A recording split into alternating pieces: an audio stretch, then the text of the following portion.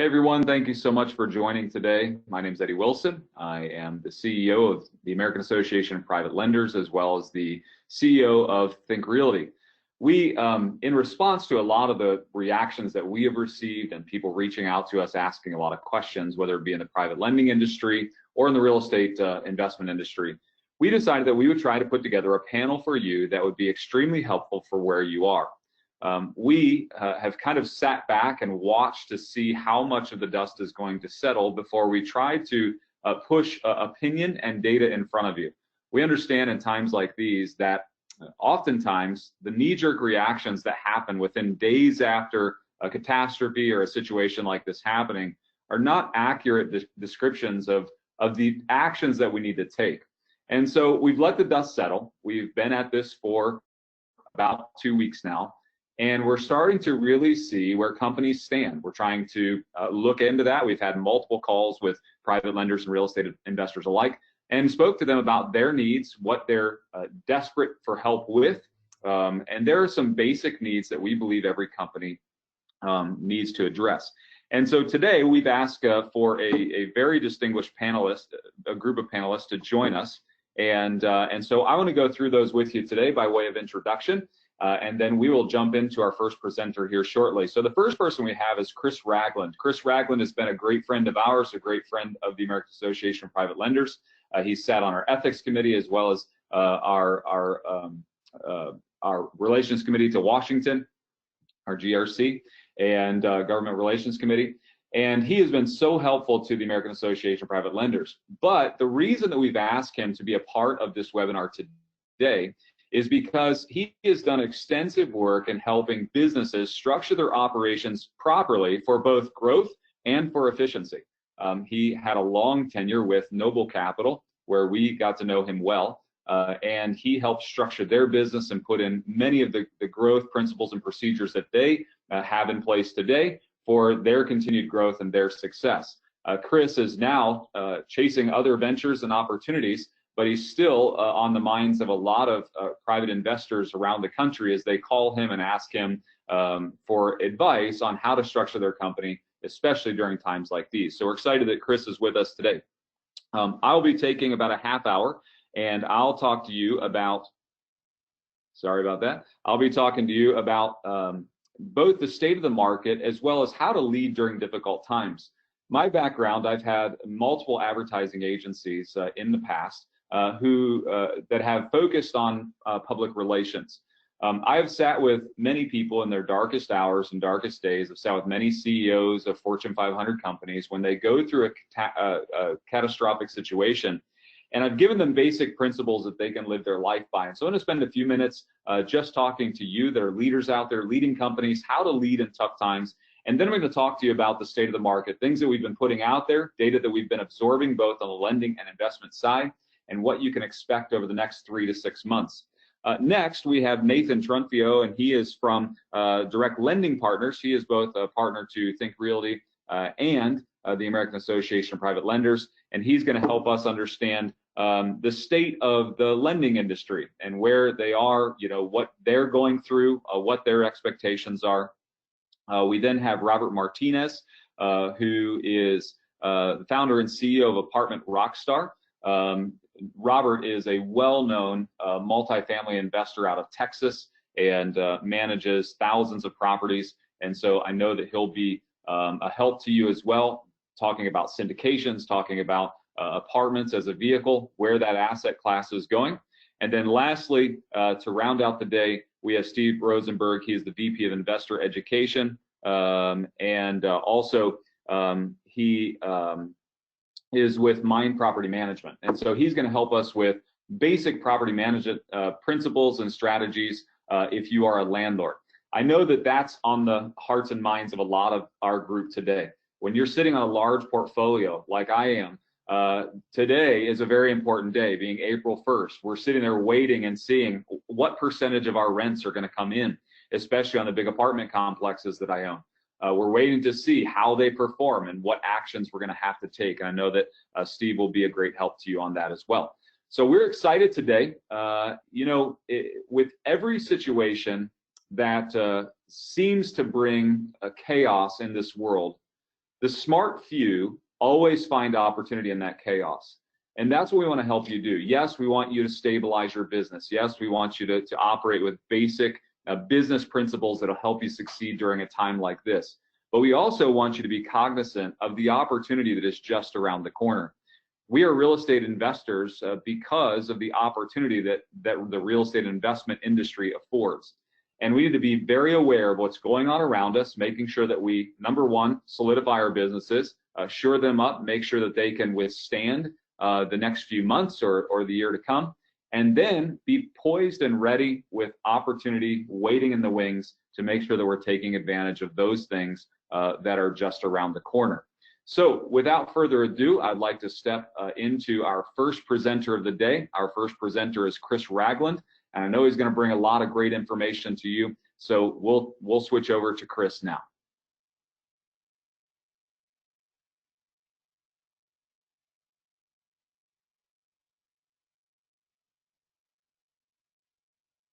All right. Thank you, Eddie, for that great introduction. I really appreciate the opportunity to be here. Hello, everyone. This is Chris Ragland. Hopefully, I've had a chance to meet many of you at one of the AAPL conferences. Those are always a lot of fun. So in the time when we're all kind of stuck in our houses here right now and working our best to build our businesses and take advantage of the opportunities, I can't help but think about being able to see everybody in person later this fall. So that'll be an exciting event for sure. One of the things that Eddie mentioned was my tenure at Noble and being essentially an operations expert. I've been in real estate for a very long time, actually a little over 20 years. So this isn't the first recession and won't be the last one that I've seen. But one of the other things that I personally have specialized in for quite some time is actually helping organizations with their communication strategy. And that's not even exclusive to private lending. I've done that in a capacity with several different industries and helped with organizational development. So I was asked today to hone in and speak on the specific topic of essentially communicating. Communicating during a time of crisis is a little bit different than your standard communication strategies. So the topic of my presentation here is communication is key, how to communicate with your team, your investors, and your clients in a time of crisis. So again, this is me.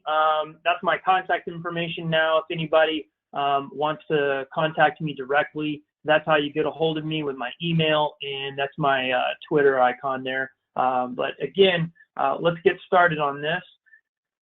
So if there's really one thing that you really need to take away during a crisis, and this is in any crisis, candidly, this is true in your personal life, your professional life as well, but really communicate more, not less. Our natural reactions as people, as human beings, when we encounter something that we're not prepared for, that we don't want to participate in, or that we don't want to acknowledge, is to do less of things. So not wanting to communicate might actually be a natural reaction. So it's important to just recognize that, but then to overcome that and say, okay, now more than ever, I need to communicate. So what's important, in my opinion, and having worked with a lot of organizations, during a crisis specifically, it's really important that you do three things, and that's being honest. And honest, I don't just mean don't lie. I mean actually being forthright and candid with information. When there's something going on that is a crisis, it's really important that you don't sugarcoat information. It's important that you deliver real information to whatever group you're communicating with. It's also important that you communicate frequently. It's one thing to just say, okay, I've delivered my message, I can check that box and move on. And you know, whenever you're sending out a investor report on a normal quarterly basis, you can operate that way. But when we're in a time of crisis, you're not able to do that. You actually have to communicate frequently, much more frequent than you would normally communicate. So if you're used to sending out a monthly update, get ready for weekly updates. Furthermore, you have to really do that and level of that frequency, but you have to repeat the same information. It's not enough to just say it once. You have to continuously repeat that information, and put it back in front of the people that need to hear it. The last part that we'll get into, and what I mean by thoughtful communication, is really how you craft that communication. And we're going to get into kind of the human elements of why the communication that you put out, in addition to just being candid and frequent, needs to really be thoughtful. It can't be done with a brute force. It actually has to have some thought behind that message. But one thing, if you don't hear anything else that I say during my presentation, and you only hear one thing, I want you to know, communicate more, not less. So what am I trying to teach you and help people learn today? Essentially, there's three different groups that I look at from a business standpoint, and that is my team, meaning my employees, my teammates, the people that are near me, the people that help me make my business function, my clients, and in most of our cases, that's going to be a borrower, but clients can mean something a little bit different to each of us on this call because we all participate in different areas and in ways in the real estate industry, but also your investors. So you might actually think the messaging to these groups is the same, but it's not. And we're really going to kind of unpack what does that mean here in a minute. So again, it's not enough that you send out honest, frequent, and thoughtful communication. You also have to tailor it to the audience that you're speaking with. One of the big mistakes that I see a lot of people making right now is they're effectively writing a letter, from the leadership team of an organization or an individual, and then delivering it to everyone. But that communication is not really proper, and it shouldn't be going out to the same people because everyone has a different need and it's impacting them differently. So right about now, you might be thinking, why is communication different during a crisis? I've kind of gotten into that a little bit, but we're going to talk more about these things. Why is it different though specifically? Again, it's more than just the group. It's more than the frequency. And you should always obviously be honest and candid with anyone that you're speaking with. But what we're talking about here is the absence of what I would call spin. This is not a PR moment. This is not a communication theory moment. This is different. Crisis communication is not about yourself. It's about the people you're communicating to. In a normal marketplace, we use communication to build our brands, to build product awareness, service awareness. During a crisis, when you're communicating with these different constituents, it is almost nothing about you and yourself. And it is everything about what that person really needs to hear. So that moves me into the second bullet point. What you might be thinking is, how should I be communicating? Is it a letter? Is it a video? Is it a telephone call? What is that? And to really think about that through for a minute, it might be different for different people. A one-size-fits-all approach isn't going to work right now, especially if you have people who just have incredibly different styles. For example, I know some of my investors, the only thing that's going to work is a direct phone call from me. It's not going to be an email. It's not going to be a letter. It's not going to be a message that I put on my social media. The only thing that's going to work for some of those people is going to be a phone call from me. So get ready to do some heavy lifting. Why do I have to repeat the same message? There's a lot of information and studies here to talk about how people process data and basically input during a crisis. And here's the bad news. We actually don't. If you think people are terrible at listening in a normal environment, people are really poor at listening during a crisis. And why is that? Well, you can just imagine it's because they have a lot on their mind. What we're not good at as humans is frankly listening. We're really not good at that. We're really pretty good at processing all of the data at one time, meaning the observations, what we hear, what we smell, what we touch. We're good at utilizing all of our senses together. But when we just talk about a message, something I'm listening to, we're actually not that great at listening at all. And then during a crisis, we are so busy thinking about what does this mean for me and how am I going to overcome my issues that we're really not even listening to who's talking to us and trying to give us this really important information, which is what goes back to frequency. Why do I have to repeat the same message? because chances are people are not listening. They may think they are, they may look like they are, but they're not. And then the last thing that I know some of you are thinking is, I don't have time for this. I have work to do. You're right, you do have work to do. But if you want to set your team up for success, if you want your customers to have patience with you and come back to you and maybe even come back stronger, and if you want your investors to trust you during a time of crisis, trust me, you do have time for this. This is one of the most important things you could be doing right now. So what are some universal truths? A crisis impacts us at some of our basic needs, some of the hardcore, most basic needs that we have. We're talking physiological and safety needs, right? We're talking at the base level.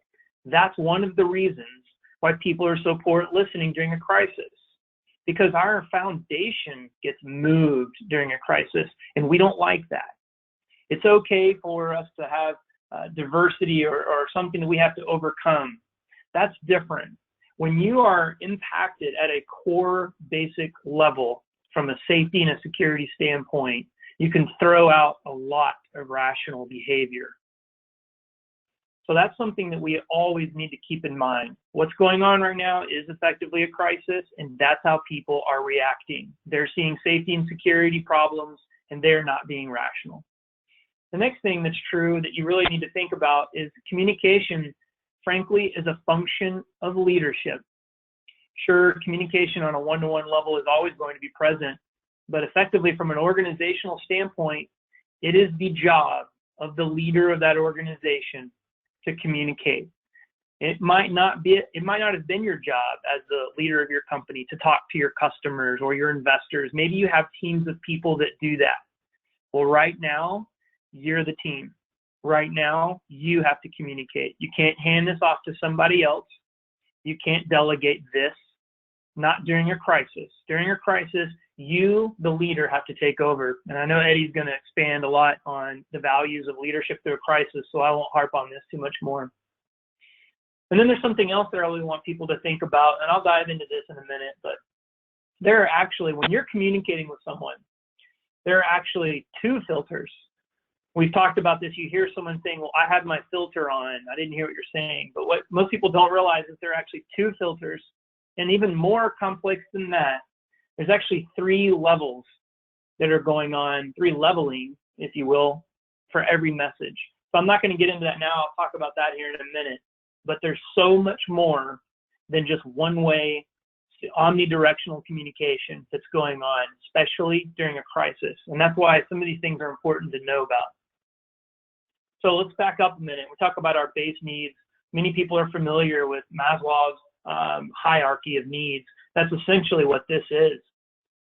And what I'm talking about right now during a crisis, we're being affected at these bottom levels, basic levels. We talk about safety needs, personal security. People are literally fearful for their lives, or possibly the lives of their parents or grandparents, especially in this type of a situation. Obviously, they're fearful for employment. Many people have already lost their jobs. They're fearful of their health. But then you look at an even more core need, because what happens when you have something that's impacting your, not just way of life, but your ability to be gainfully employed, your ability to earn, your ability to be safe and healthy, it starts to affect your ability to pay your bills, which means suddenly your ability to find food and shelter and sleep and clothing, these things start to creep up into your mind. And when you're thinking about physiological needs and safety needs, you're not thinking about anything else. So this is where I'm trying to hit home for you on why you have to communicate, why you have to communicate effectively and frequently. Because remember, everyone's thinking at the bottom of this pyramid right now. They're not talking about self-actualization or recognition and being sense of strength, or thinking about relationships in terms of like, I want to grow. They're thinking about, can I survive? And what will my life look like in the future? So be conscious of this, because you're going to witness a lot of irrational reactions. And when you see the irrational reactions, you can really ask yourself, Is this person being impacted by these needs? Are they being impacted by a safety or a physiological problem or challenge? Because if they are, that's what's driving their irrational behavior. They're not an irrational person. They're just being impacted at a really significant level.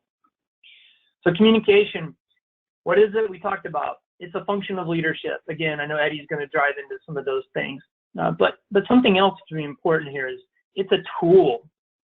And any tool that is wielded can be done so incorrectly, right? If you pick up a hammer and you're going to use that to, smooth out something on a road, it's just the wrong tool. You're using the wrong tool, and communication is a tool. So just communicating isn't enough. You have to do it correctly.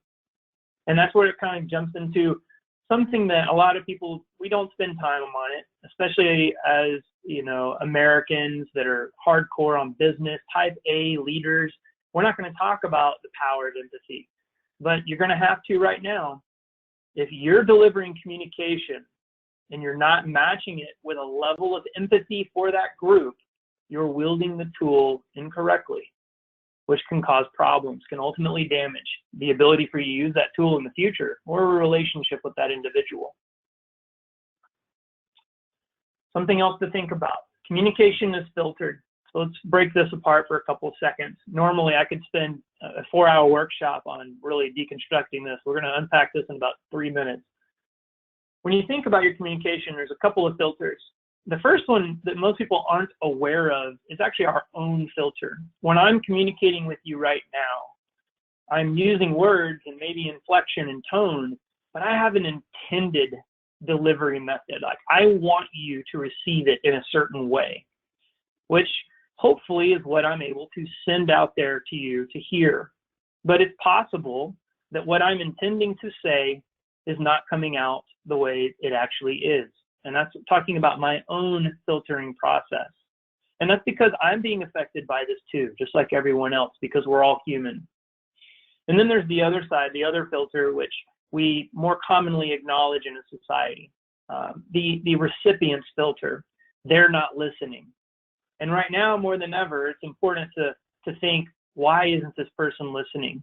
Do I have to repeat myself? And that's okay, because chances are they're not listening. So there's those two levels of filters that you really need to be aware of when you're attempting to communicate with these groups. And then there's something else that happens that people don't understand. Again, I could teach a workshop on this, but I want you to think about these 3 levels of communication. And these are things that people don't understand. What we're trying to communicate, the first level, is the factual level of information.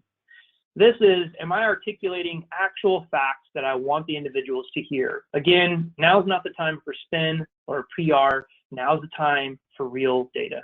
But there's 2 other issues that could be impacting your ability to communicate. And that's a relationship level, meaning, do you have a good relationship with this person? If you do, if there's trust involved, they're going to receive the information you're giving to them much, much more readily. However, if you lack trust or you lack rapport with this group, they're not going to receive the communication you're even trying to deliver. You're going to have to consider this as an issue. So there's a relationship problem that needs to be brought into the equation. And then finally, there's a structural issue. And a structural issue is common in large organizations where there's a big disparity between, for example, the top, where a lot of the communication is coming from, and your frontline employees. How many of you have actually had an organizational meeting where, as a leader, you've made a statement or a speech, or you talked about something, and then you asked everyone in the room, do you have any questions? And then no one asks a question. A lot of times, a leader may inappropriately interpret this as, we literally didn't have any questions. I did a good job communicating to my constituents. When in fact, what's going on is there's a structural issue. There's a power problem. They don't feel comfortable because they don't have the relationship, but they don't feel comfortable on a structural level raising their hand in front of everyone. So these are issues that you really need to be thinking about as you're crafting your communication back out to your constituents. So again, how am I crafting it? What group am I communicating to? right? Because your team members are going to get a different message than your client, which are going to get a different message than your investors. Are there structural relationship levels interfering with my message? Maybe I have to send the message a different way. Maybe I have to send it again, more times. I have to communicate more frequently. And then be honest with yourself. What is my filter? What's a problem that I have right now that might be preventing me from communicating effectively? And then what are their filters? Are they even listening? How can I get past their filter so that I can get my message across? Kind of in closing here, again, if really nothing else, just remember this. During a time of crisis, honest, frequent, and thoughtful communication is a must.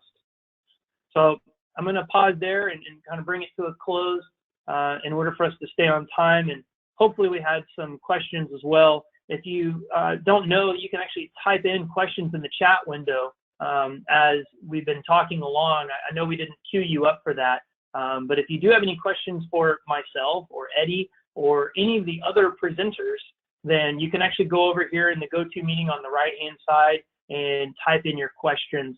And I know that the staff at AAPL and Think Realty are actually looking at some of those questions, and we'll be able to gather those. And then hopefully later in the presentation, when we have a couple of gaps and some time that's available, we'll be able to answer those questions for you. So again, I want to thank everyone for allowing me to speak very briefly on a very important topic. If you haven't been communicating with those constituents and those groups of people that are out there listening and looking for your leadership, I encourage you, I implore you to get out there and start communicating as soon as possible. So hopefully we're able to take a nugget away from this. And with that, I'll hand it back over to Eddie. Thank you very much for the opportunity to speak, Eddie.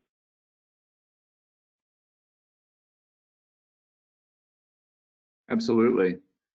Thanks, Chris, so much.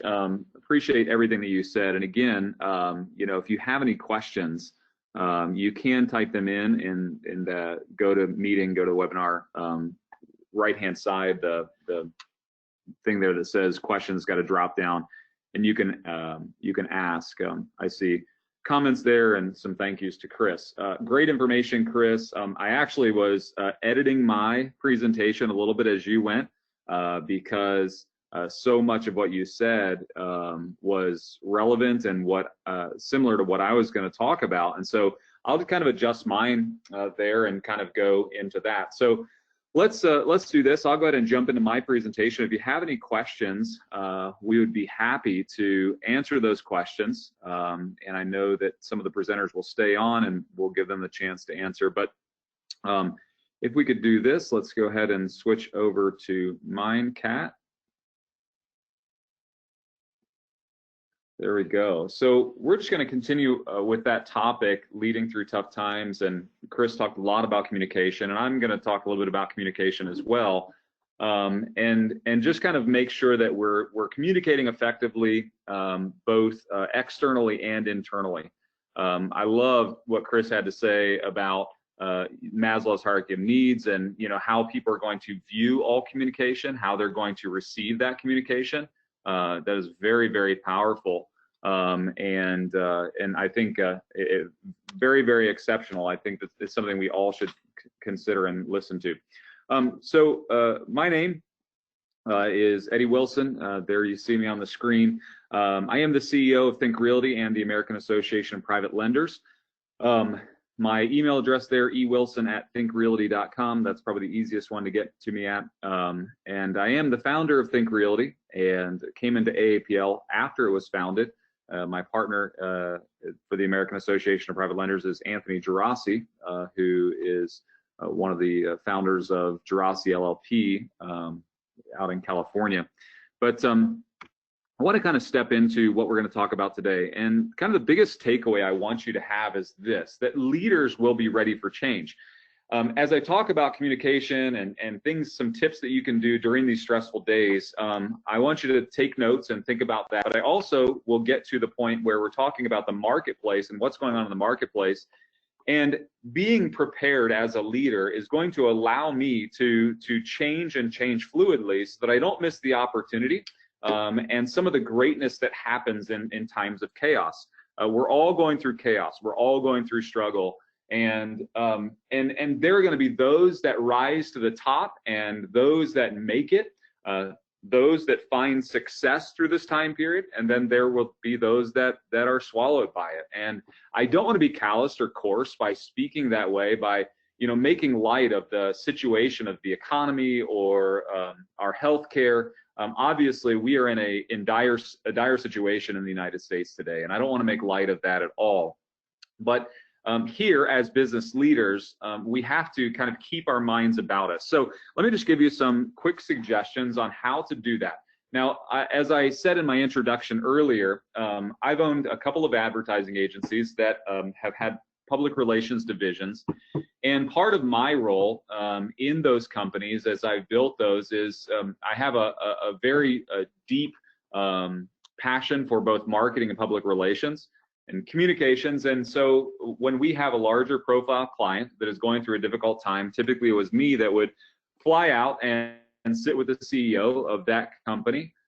So, whether it was a fruit farmer that did billions of dollars for the fruit, and one of their fruit had salmonella or gave someone salmonella poisoning, and someone passed away from it, and they had to shut down all their fruit farms, or it was an egg farmer who had a similar situation, whether it was a CEO who had one of his top executives take a lot of money through embezzlement, whatever the situation was. I've sat through a lot of very, very difficult situations, and I find the principles of leadership are very much the same. And it's what we're all going through today. I've had to kind of speak to myself these same things. So one thing I want you to understand is, number one, how we're going to lead during these tough times. I'm going to give you some tips for managing during this uncertainty, and then I'm going to give you a brief market update.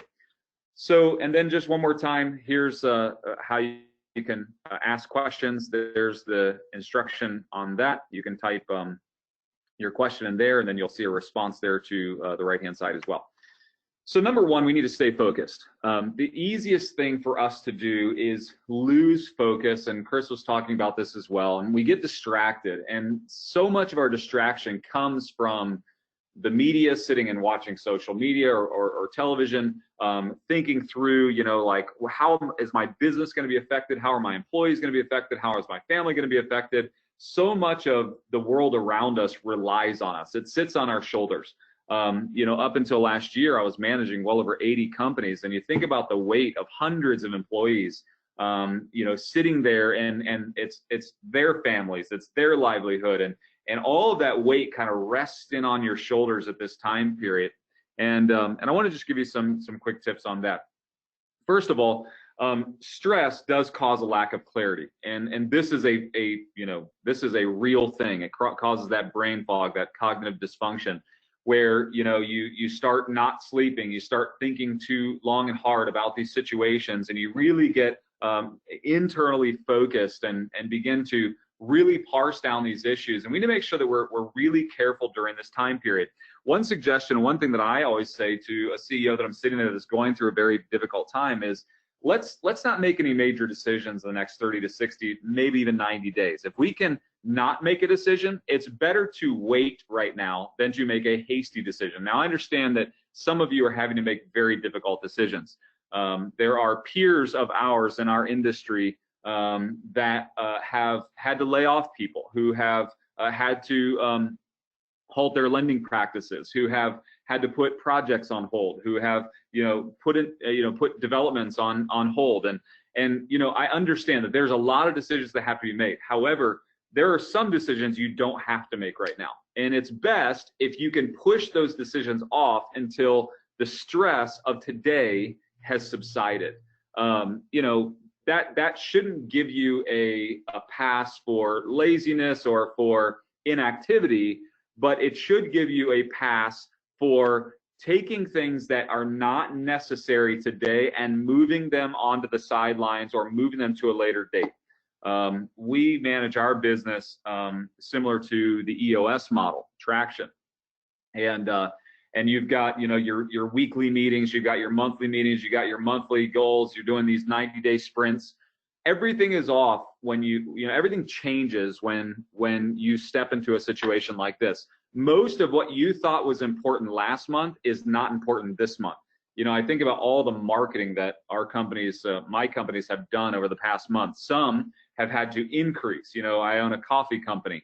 That coffee company has probably quadrupled in its marketing effort just to stay afloat.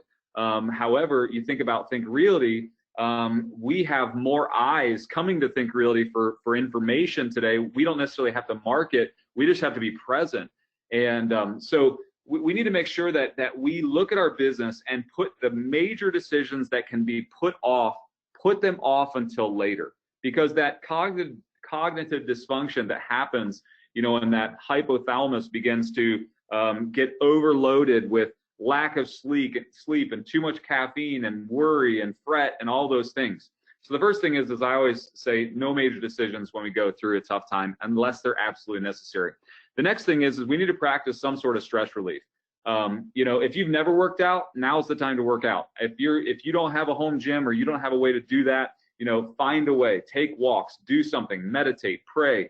You need to find time where you can settle that hypothalamus down, you can relax it, you can kind of, that part of your brain has to turn off for a period of time, or else you're going to continue to get more foggy, you're going to get more frustrated, you're going to have an even greater lack of clarity. So you need to practice stress relief. One of the things that I do is during a stressful time, I try to make sure that I work out every day. You know, I made a huge lifestyle change last year and committed to working out a minimum of 5 days a week. This is last March. And so, I mean, I was in fairly good shape coming into this whole situation.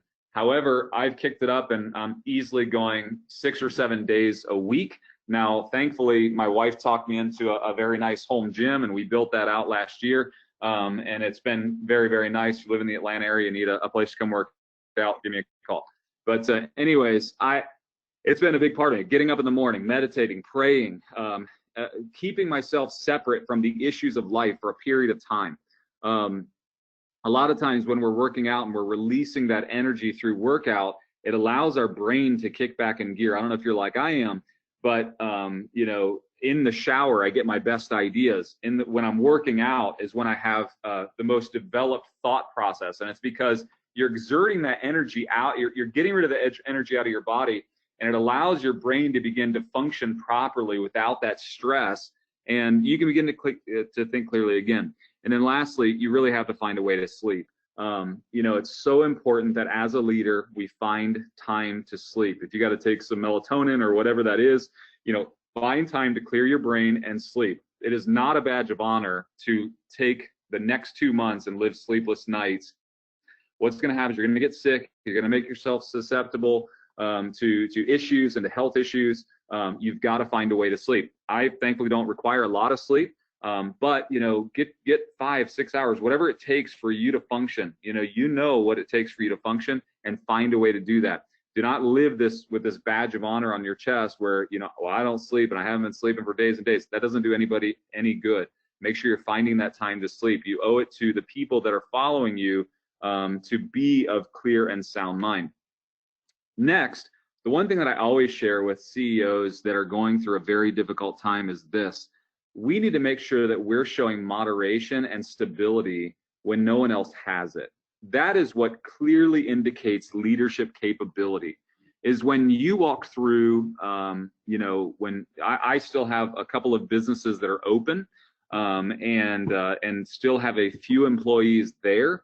When I walk in, if I am frantic, if I'm talking about, you know, hoarding toilet paper or going out and filling my freezer, you know, all of those things, it brings complete unrest to my group. If you could ask any of the companies that I own and am still, you know, playing that visionary CEO role of, when I get on the phone or the Zoom call or I walk into the building, I am calm, I'm positive, and I'm going to show that moderation and stability when no one else has it. That is a clear indicator of a true leader. If you are stressed out and panicked, go do that in a private room. Go shut your door, kick a trash can, whatever you have to do, but do not do that in front of your people. And please don't do that in front of your family. Your family is looking to you for leadership, and you need to find a way to show that moderation and stability. And then secondly, in that same thought is we have to remove remove those influences that are negative. This is a perfect time to remove the negative influences out of your life. You do not need them in life, and you especially do not need them now. And if you have negative influences, this is a perfect time for you to remove them out of your life. Now, obviously, distancing yourself from family or otherwise, be careful about that. I'm not necessarily speaking about that. But if you can remove these negative influence out of your life, it's going to make a huge impact. We already have enough stress on us that, I was kind of watching a lesson, a humanities lesson the other day. I was pulled into a store, had to go into a store to get some things. I live in Atlanta, Georgia.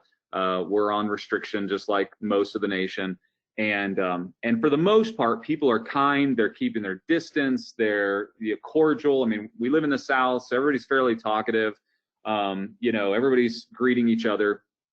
And I watched a lady accidentally pull into a parking space that a man was waiting to get into. She cut him off, pulled in. She had no idea that she did it. And, it went from civil to uncivil almost immediately. I watched that man get out of his car, start screaming profanity, demanding that she remove her car. I mean, it went from 0 to 100 in seconds. And that's where all of humanity is right now. We're all doing our best to be kind, be cordial, but that underlying stress that's bubbling up is right there. And when you allow negative influences in your life, what you're doing, that when you allow someone negative in your life, it's like a release valve. And that negative influence will turn that release valve, and it allows that stress to bubble to the top and sometimes, through that valve, and you can begin to show the levels of stress in your life. So make sure you're removing them. Next, one thing that I always do and ask leaders to do during a stressful time is to pause all unnecessary job functions. We call this an MVP model, minimally viable product or minimally viable process. There are some things that don't necessarily matter if you do them or not right now. I was talking to some real estate investors yesterday on a webinar or a podcast, and they were asking me, what type of marketing should I be engaging in? Well, right now it is so hard to cut through the social clutter because Facebook and Instagram and LinkedIn, these social mediums are an all-time high as far as engagement's concerned. And so it's so hard to cut through it. So most of what you're spending, if it's specific to an audience, think about what Chris said about Maslow's hierarchy of needs. If you're not speaking to them within the context of their need, they're turning it off immediately. That's why you've seen every major corporation come out with very specific messaging to the situation we're in. Now, I will tell you this, you don't necessarily need to give your take on the situation we're in. I'm tired of getting the emails of random corporations telling me how they feel about COVID-19. It really doesn't matter to me their opinion on COVID-19. We have a whole White House task force that we can listen to almost every single day on the facts of COVID-19. I don't necessarily need to hear that from every random company out there, but your messaging should include it. So you may want to turn some of the marketing off, but don't be absent, right? So that's the MVP model. What can I shift down? And take your primary functions. You've got 6 or 7 primary functions. When I went through my MBA, every business has these 6 or 7 primary functions. And you should take those primary functions and boil them down to what is absolutely necessary. So take finance. What is absolutely necessary in finance? What's absolutely necessary in human resources? What's absolutely necessary in sales and marketing and operations? And begin to really boil those down and understand what's necessary. But don't necessarily do things that are unnecessary. Don't spend your time and effort and energy doing things that don't matter during this time. Staying busy for busy's sake, it's a great distraction, but it also is a great waste of energy. And we need to make sure we're pointing our energy in things that matter right now. So let me give you a brief, that's just some tips on how to overcome the stress that you're in. And then let me give you a brief market overview, and then I'll tie these pieces together. So one thing that you're seeing across the nation today is massive undulation between the numbers that are being shared. So the first thing you see here on the screen is that the Wall Street Journal said, this was just this week, that probably 7.4 million jobs will be affected. Now, that's in huge contrast to CNBC's number that came out yesterday that said they believe 34 million plus jobs will be affected. So how do I take this into, you know, my world as a real estate investor or a lender, and kind of absorb what is happening, what's going to happen, and how do I prepare myself for it, right? So we're of clear mind, we're thinking about leading, where do I go, what's going to happen, okay? So if the Wall Street Journal is correct and 7.4 million jobs are affected, or if CNBC, you know, is correct and 34 million jobs are affected, I really don't know what the case is, but let's just kind of like walk through this for a second. So go back to 2008, 2009. There was a unemployment rate of as high as 11%, okay? So 11% was our unemployment rate in 2009, the end of 2009. Now, the numbers, you know, they vary, and the percentages, they vary, but it was as high as 11%. Going into the end of February, pundits have said that our unemployment rate was most likely 2% or less. So that's a huge change, right? So 2% or less. So if this is the case, right, and you've got this this big change, we got to put all these numbers together to understand them. So let's say that the number is somewhere between 7 million jobs that will be affected over the next, you know, 60, 90 days and 34 million. I think it probably will be somewhere in the middle there. Wall Street Journal seems to be a little bit conservative in their number. CNBC seems to be a little bit liberal in their number. We know that in 2007, 2009, every person, this is the third stat there, 13% of everyone in 2007, 2009 who lost their jobs also lost their homes. Now, understand these numbers that CNBC and the Wall Street Journal are saying are not necessarily jobs lost, it's jobs affected. So you heard that, you know, I think Macy's yesterday is furloughing 100,000 jobs or something like that. Well, obviously a furlough is not someone losing their job, it's a postponement of jobs and wages until a determined point.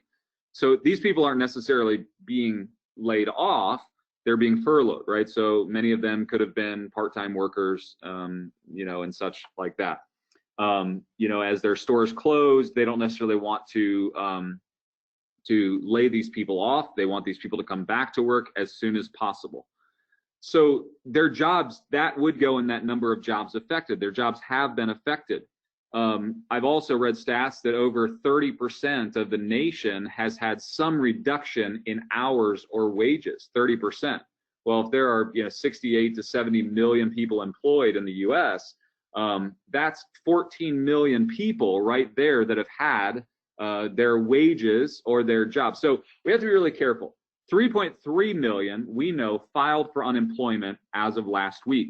They were saying yesterday that it'll probably be up to 3.5 million. And then we'll see maybe numbers as high as 5 to 6 million by the end of this week. That's a very large number. Those are job losses. These numbers that you're seeing all over the news are jobs affected. That doesn't necessarily mean these people are going to lose their jobs. It means that there's going to be a pause in pay, or it's going to affect their pay in some way. So these numbers don't necessarily correlate. The 13% of 2007 through 2009 who lost their homes due to job loss do not correlate with the 34 million from CNBC or the Wall Street Journal of 7.4 million. With that being said, though, if the nation rebounds quickly and we still see a percentage, 5 million, 6 million, 7 people lose their jobs, we will still most likely be at the unemployment, less than the unemployment rate than we saw in 2009. Remember, 11% of the nation was unemployed in 2009, 2% in February. If we see less than 7 million people lose their jobs, if it's 5 or 6 million people who actually lose their jobs and have to go find new unemployment, we are still going to see unemployment rates that are less than what we had in 2009. We need to keep this in mind. However, there are going to be many people that do become unemployed that will lose their houses. So we need to be cognizant of that, right? So there's still, then with that being said, there is still, statistically speaking, more money in discretionary funds to lend than any other period in history. What we're seeing is most of the big lenders today that are bound by the capital markets, and I'm sure that Nathan and others will speak to this, but they're bound to the capital markets that have had their applications halted. They've stopped lending. But I also know many AAPL members that are lending out of their discretionary funds, and they're still aggressively lending. I spoke to one just this morning, and they're looking for opportunities. They were saying, if you have deal flow that's going somewhere that cannot find a way in, call us, push them to us. If there's bigger deals to be had, we want them. In the end, lenders make money by lending money. That's how they profit. And so we have to make sure that we understand this, and that we correspond effectively in that manner. So with all that being said, we need to make sure that, number one, we're lining up our capital because the opportunity is coming. We don't know where the capital markets will end up in May, potentially June. We don't know how many of these big lenders that we've seen in the marketplace will continue to lend. Will they have to go back to this fund model? Will they have to go back to raising capital? Will they have to shift? Certainly there will be some shift in the private lending marketplace. And some companies are going to have to shift to stay nimble and viable. But the fact of the matter is there will be job loss. There will be homes coming on the marketplace. I know there's a moratorium on foreclosures today that will be lifted at some point. And when that is lifted, there will be people that lose their homes. So as a real estate investor or as a private lender, we need to make sure to both degrees, we're lining up our capital for the opportunity that is coming. We need to stay in a mental capacity that we don't allow the turmoil that's going on around us today. I understand you're in turmoil. I understand that you're wondering, is my business going to succeed? What do I need to do to get it there? We also need to dedicate a period of our time to making sure that we see the future and we see what opportunities are ahead of us in the very near future. There are going to be plenty of opportunities for real estate investors. There are going to be plenty of opportunities for capital. Now, let me say this. Capital is the machine that stokes the fire. The real estate investment industry has had much success because and due to the private lending industry growing to the degree that it did over the past 5 to 7 years. We've had massive growth in the private lending industry. And it's that private capital moving into the investment market that has allowed real estate investors to really capitalize on what they're doing. I've known so many real estate investors that were doing 20 or 30 deals a year because they had access to capital. They began to really explode in their growth and in their opportunity. So we need to make sure our capital is lined up and we're ready to go. So we need to make sure our capital is ready. So if nothing else, remember this: leaders find opportunity where no one else will. Leaders find opportunity where no one else will. We as leaders need to make sure that we are of clear and sound mind. We need to be leading with direction and with intent. We need to make sure that we're doing what we can to clear our heads of the mess that surrounds us. And we need to watch this marketplace and make sure that we as a whole are getting ready and gearing up to take advantage of what is to come. I want to be careful not to sound opportunistic, but by default, investors and lenders are opportunistic. I believe that within the next 6 months to a year, there's going to be a window where we as investors and lenders have the greatest opportunity in our lifetime to find the wealth that many of us are chasing. I think that if you can keep your head about you, if you can keep some powder dry, if you can align yourself with potential capital and those that are like-minded, that you will be able to be ready and be poised for the opportunity that is going to come. So with that, I'm going to open it back up for any questions. I'm going to allow just a few minutes for that, and then we'll get into our next presentation here.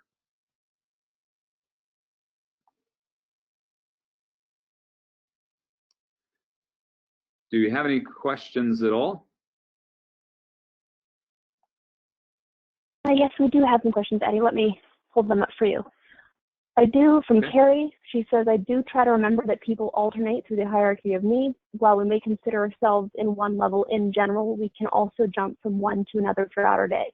Example, I can be wondering if we have enough pantry items for the next 2 to 3 weeks, then spend a few minutes on an existential thought thread before thinking about the nice dinner date scheduled with my spouse. Just a thought from Carrie there, thank you. We have a question from Gina, who is asking, who are the lenders that you speak of? So the lenders that are, she's probably asking specifically the lenders that are still lending. We are going to, I want to be careful because there are many lenders, and I don't want to show favoritism towards any lenders. Being an association, I want to be careful not to just point everybody to one lender. What I would like for you to do is, if you don't mind, send us an email with the type of, and you can send that directly to me, E. Wilson at Think Realty. You can send that, what general inbox can they use for AAPL? That would be contact@aaplonline.com, or they can respond to their webinar confirmation and I'll get the email too. Very good. So what I need you to do is, if you are in need of capital today, if you don't mind, let us know what type of capital you're looking for. We're going to do a webinar coming up next Monday, I believe, with AAPL members, and we're going to start matching those lenders that are really reliant on the capital markets and need capital to lend, and those with funds. We're going to kind of match those up on that webinar next Monday. But for any investor that's looking for capital, if you could email contact@aaplonline.com and let us know what type of capital you're looking for. Are you looking for fix and flip? Are you looking for bridge? Are you looking for commercial, single family, long term? What is it that you're looking for? And then we will make sure that we point you to 2 or 3 lenders, not just one, that will service what you need. I want to be careful not to, just point out lenders directly, because some of them are hindered in some areas and some of them are wide open in others. So let us know what you need, and we would be happy to point you to some lenders who are still lending and who are trying to deploy capital right now. We have some more questions coming through. From Carrie, we have, can you expound on any specific potential opportunities coming up in the next 6 to 12 months? Yes, I believe that you're going to see, so a couple of opportunities that I see coming down the pipeline. Number one, the single family housing market will be affected, I believe. You're going to see many houses come on the market due to foreclosure. Now, understand that if the moratorium is lifted on foreclosure in June or July, it will take 2 to 3 months before you start seeing an inventory hit the market due to foreclosure. But I could see easily come, September, October, November next year, if that moratorium is lifted, us seeing an influx of deals, coming back on the market. Another opportunity that I really see coming on the market is non-performing loans. There's going to be a lot of NPLs that hit the market. So depending on what type of investing you do, there are going to be a lot of people that are in a big disposition period with some of their portfolio, and so I think there's some NPLs that are going to be coming on the marketplace. Another opportunity I see here in the very near future is think about how many hotels and hospitality groups that are going to be underwater because of this time period. There are a lot of funds formed in the past 2 years that have purchased hospitality, and their margins were too thin, and so I believe that you're going to find a lot of hospitality deals, hotels and such coming online here in the next 3 to 6 months that are going to need funding and need rescuing, that you're probably going to find for pennies on the dollar. I think the same is in the multifamily space. You know, today is kind of the first big day for multifamily investors as April 1 has hit to know how their assets are going to perform during this time period. And so there have been a lot of multifamily syndicators that have bought deals that were too thin that will then manifest themselves back into the marketplace, I think, within, you know, the next 3 to 6 months. So I really think, you know, there's a lot of really safe investments that I don't think you'll see, you know, much movement on. For instance, you know, you take something like self-storage. You know, nobody can even get out of their house right now to go remove their stuff out of self-storage. So I think that's just going to be, you know, average rise, average rate of return. I don't think you're going to see much movement in that marketplace, but I really do think in the single family, you're going to see the greatest opportunity. I think secondarily in the hospitality industry, you're going to see a massive opportunity.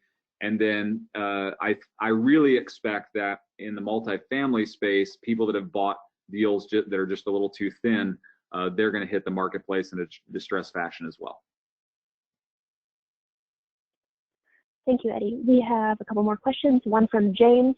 What kind of recession shape do you think this will be, V, U, or the Nike swoosh, or anything else?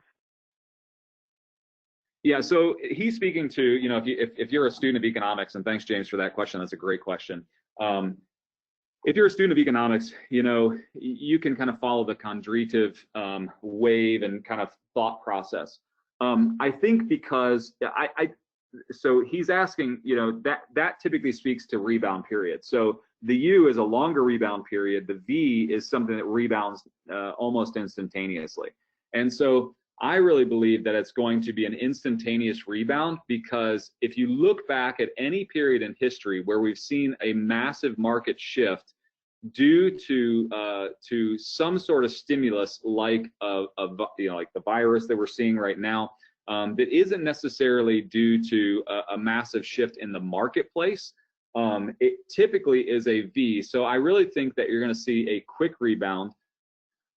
What that means is, you know, typically that could take months to rebound, months to a year, versus that elongated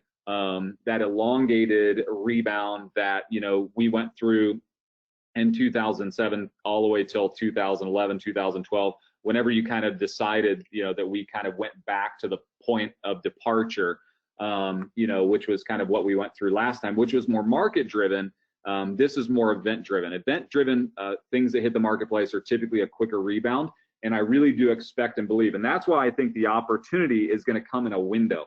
I don't think your opportunity that you're going to see from this period of time is going to last 2 years. I don't think that opportunity is going to, you know, come and sit on the marketplace. I think it's going to be fast and furious. I think the opportunities that are going to come in a short window of 6 months to a year. And those that are ready are going to take advantage of it. And then once that rebound hits, I think, you know, all bets are off. I don't know where the market goes from that point. I don't know, we go back into traditional market cycles. There's lots of economists out there speaking towards it, and no one seems to, you know, have a definitive answer. So that's my take on it. But again, you know, that is just an opinion. Next from Verdo, we had, do you think that lenders will start pulling lines of credit? I have 3 unsecured lines of credit, and I am concerned that lenders will start panicking and closing lines of credit. I need my lines of credit to get the deals that will be coming soon as a result of all this. So my take on that, you know, and obviously that's something that we could ask Nathan or any of the other guys that are going to be on later. But my take on that is they don't want to take your lines of credit. I think that's going to be their last line of defense. Typically, those that have issued lines of credit, they're typically issuing those to solid investors. I think what we've seen first was we've seen the long-term lending come off of the table through our more private lenders, because those have been dependent on the capital markets. We've seen kind of a big shift in the long-term lending. I haven't heard of very many lenders that are pulling lines of credit, and as long as we start moving back into opportunities in the near future, I don't think that they will be pulled. But it really does depend on where they get their capital and what their capital sources are. sometimes it would be best to make sure that you have multiple opportunities with lenders, you know, and then if you are a lender, you know, I think that you could definitely speak to this. But for me, I am a private lender in some deals, and some of the guys that I have lent to, I am trying to give them more money during this time period because I believe that that this time period is going to yield a lot of opportunities. So that's my answer right now, Verna. We have another question from James. What could happen in the next 6 months to 1 year that will happen, which creates opportunity for real estate investors? And that's what I was specifically speaking to. I think really those opportunities in hospitality or single family. You know, James, I know that you are a multifamily investor. I know you well. And I believe that you are going to find a lot of distressed multifamily deals coming online, especially in the state of Texas where you are. You know, I think that there's a lot of opportunities coming, and that's what I'd be aware of. From Christian, what's your opinion on the lead generation positions and companies? Is it a good time to keep motivating lenders to work with leads, or shall we hold off until there's less uncertainty? We need to keep our business profitable, but we don't want to be out of context with our partners either. I think that turning all lead channels off during this time period is a dangerous thing. I think staying top of mind and staying relevant is a pathway that I would take. I don't know that I would spend the exact same, you know, effort and money and resources on what you were doing during, you know, the last, you know, 6 to 12 months, but I definitely wouldn't turn everything off. I definitely stay in front of those opportunities and make sure that you are top of mind.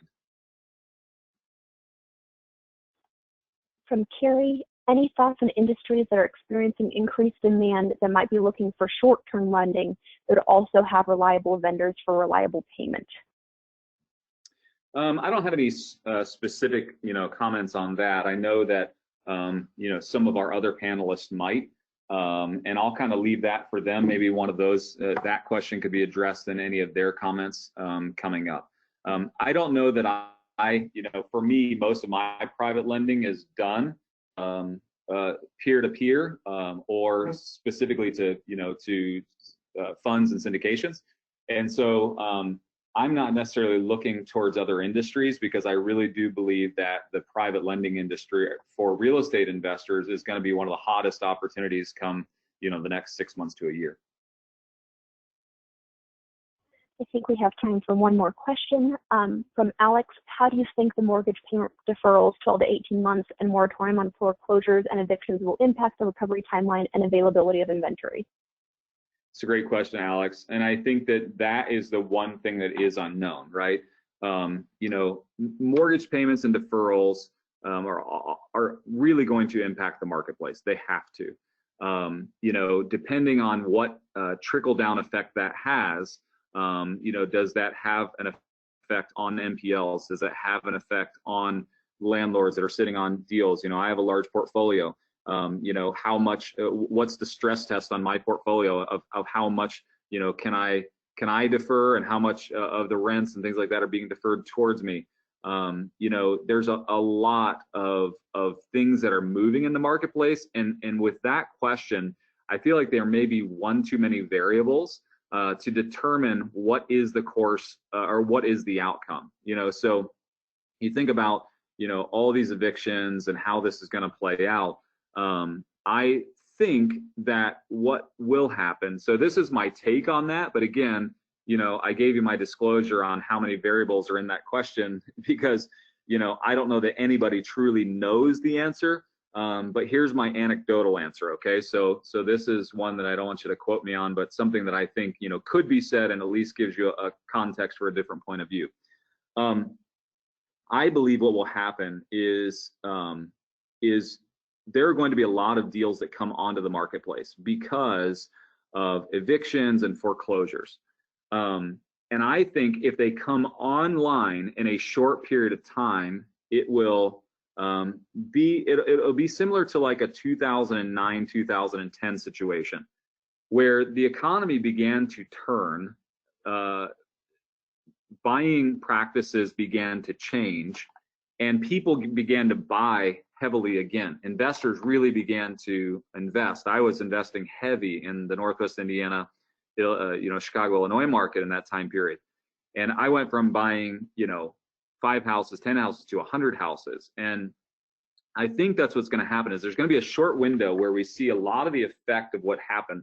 Like to James' question, if it's a V and we start seeing a quick rebound, we see everybody going back to work. We see, sports being played again this summer. We see, and if all those evictions and foreclosures happen within a 3 to 6 month period, I believe it becomes a feeding frenzy.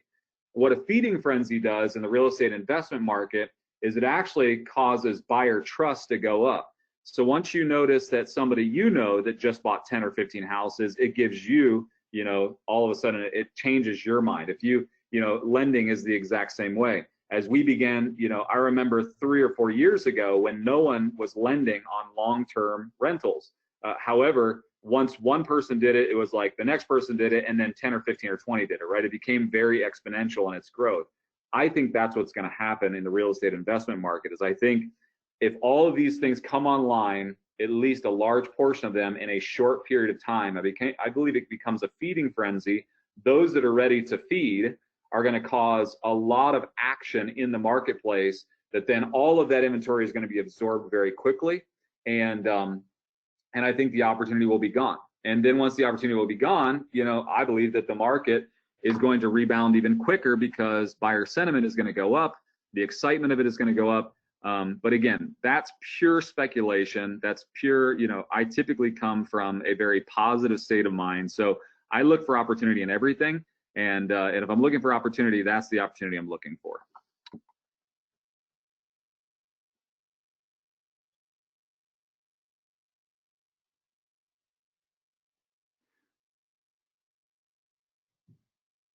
I think we're going to move into Nathan's presentation. And so once we have Nathan ready to go, I'll introduce him. And Nathan, thank you so much for being a part. Kathy, we'll get to your question maybe after this.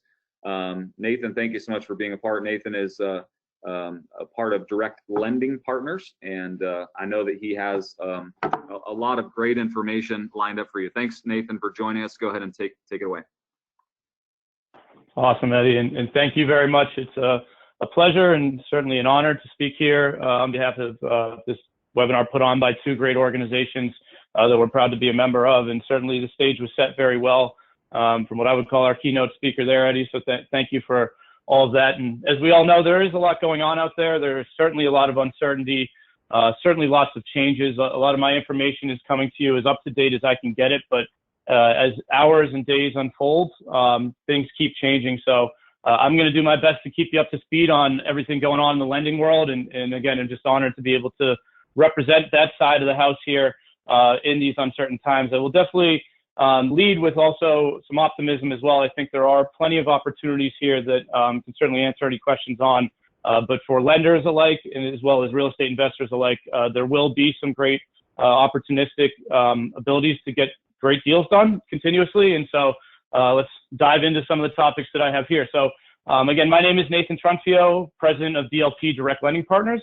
We are actually one of the companies in our parent company called DLP Real Estate Capital. I think we'll bring a pretty unique perspective from information here, as we are involved in a number of sides of real estate. So very quickly, just to highlight that, we started out as real estate brokers. So we actually run one of the top 10 nationwide brokers, realty brokerages. We're out of Pennsylvania. We did over 2,000 transactions last year. And so we have a very good sense of what's going on in the real estate market. We also are operators. So we have flipped over about 1,200 homes as an executive team. We also own 10,000 doors, all multifamily. We self-manage most of those assets. So we have 350 people strong amongst all of our companies, and a great in-depth property management company. And then how we're capitalized through our acquisitions in multifamily. And then on the lending side is that we raise all of our own money. So we raise money from high net worth individuals, which allows us to deploy discretionary capital. And that's where the lending company, DLP Direct Lending Partners, comes into play. So again, we operate as sort of a debt fund where we, again, control all of our decisions, all of our capital. Our main products are the standard fix and flip loan. We also do single family new construction. and multifamily bridge lending. So that's sort of my only little plug here that I'm going to really give here for direct lending partners, but we are open for business. We are actively funding all of those means of loans. Certainly there are many other great peers out there in the lending space that are still operating as well, but as many of us know, unfortunately, not everybody that was there a couple of weeks ago is still operating as normal, and I want to get into a little bit of why. Lastly, if you want to stay in tune, we pride ourselves in providing valuable content from capital raiser side and point of view, as well as an operator point of view and a lender point of view. My channel to doing that is called Talking Loudly with Nate. I actually also have a more in-depth State of the Lending Address webinar here coming up on Friday at 1 o'clock. You can visit directlendingpartners.com, State of Lending, in order to sign up for that. And keep tuned with us at talkingloudly.com for all the multimedia channels that we push out some good and valuable content for. So getting into sort of the state of the lending that I want to go through. So I'm going to give some background, and I know there's many lenders on the line, but also end users and borrowers that I want to talk a little bit about why some of these changes have happened to different lending institutions. And then I'm going to give some brief overviews to each important sector in all lending related to real estate investments. So that's hard money and bridge loans for single family, rental loans for single family, your private lenders, and if there is time permitting, commercial lending. Throughout all of this, fire away your questions in the question box, and I will be doing some open Q&A here at the end. But getting into what's been going on behind the scenes in lending, liquidity is king, and Eddie did just exemplify that pretty well. Liquidity is the gasoline to all the cars for us real estate investors and also us lenders. So with that, there unfortunately has been a fleeting of money out of the support of lending in all of the categories that you see up on the screen here. This has caused many challenges with different lenders, and why this has happened is, really because of the same things that many even individuals, consumers that aren't related to anything in real estate investing, the uncertainty, the fear, what's going on, what's going to continue to happen. And from the real estate perspective, what's the effect on values? Is this going to continue to sustain? What's the upcoming supply and demand fundamentals that are going to change, and things of that sort. So painting the picture of what's happened from the lending perspective is, many of you know, but some maybe not, that most lenders out there, the nationwide lenders, are backed by some other form of lending institution or equity institution. So most of these that support lenders are institutional banks, different institutional equity groups, and then one of the biggest supporters of all private lending, hard money lending, is mortgage REITs, which is essentially just an investment manager that will buy and deploy equity and money into buying up mortgages, which allow the loan originator lenders to deploy that money into good investors' hands, such as many of you. So there's a couple of ways that lenders work. They're either using all of institutional lenders or institutional equity capital providers' money and facilitating the funding of loans that way. Many of them are funding loans and then quickly selling them, within a short order after closing. Many of them are also funding loans, holding them on their books, and then either selling them off in bulk or securitizing them, which is essentially just pooling loans together, selling them off in bulk on Wall Street. And then sort of the last way that lenders are capitalized is through their balance sheet, where they lend and deploy money through equity that they have, whether that's been raised or invested into their groups in one way, shape, or form. All the myriad of all those options of how lenders work, they're all supported in some way, shape, or form, for the most part, by larger banks, larger institutions, and essentially Wall Street. So that has been sort of the crux of why things have changed, is because a lot of the behind the scenes money that controls us lenders is backed by Wall Street, and you see what's going on, and sort of all Wall Street investors' heads are certainly spinning out there. But at the end of the day, most lenders that you see publicly, that when you're out there looking for loans, they're using other people's money. Their warehouse lines, the way that they get capital to fund out to you, has been frozen. Or the loan buyers out there that are buying that were funded and then sold shortly thereafter, many of them have stopped and paused. So why has this happened? Again, it's because of a lot of the uncertainty, a lot of the fear, and certainly the additional risk that is out there in anything in the market, whether that's in equities in the stock market or in real estate. In real estate specifically, it's really hard to evaluate assets right now. Nobody really knows what the true effect is going to be in a single-family realm, multifamily realm, and other commercial asset classes. There's been some wide numbers thrown out there, some scary ones at that, but all things real estate always, get affected a little bit behind and slower than what happens in the stock market. So we're all sort of waiting to see what happens, and all of that creates a lot of that uncertainty and really fear.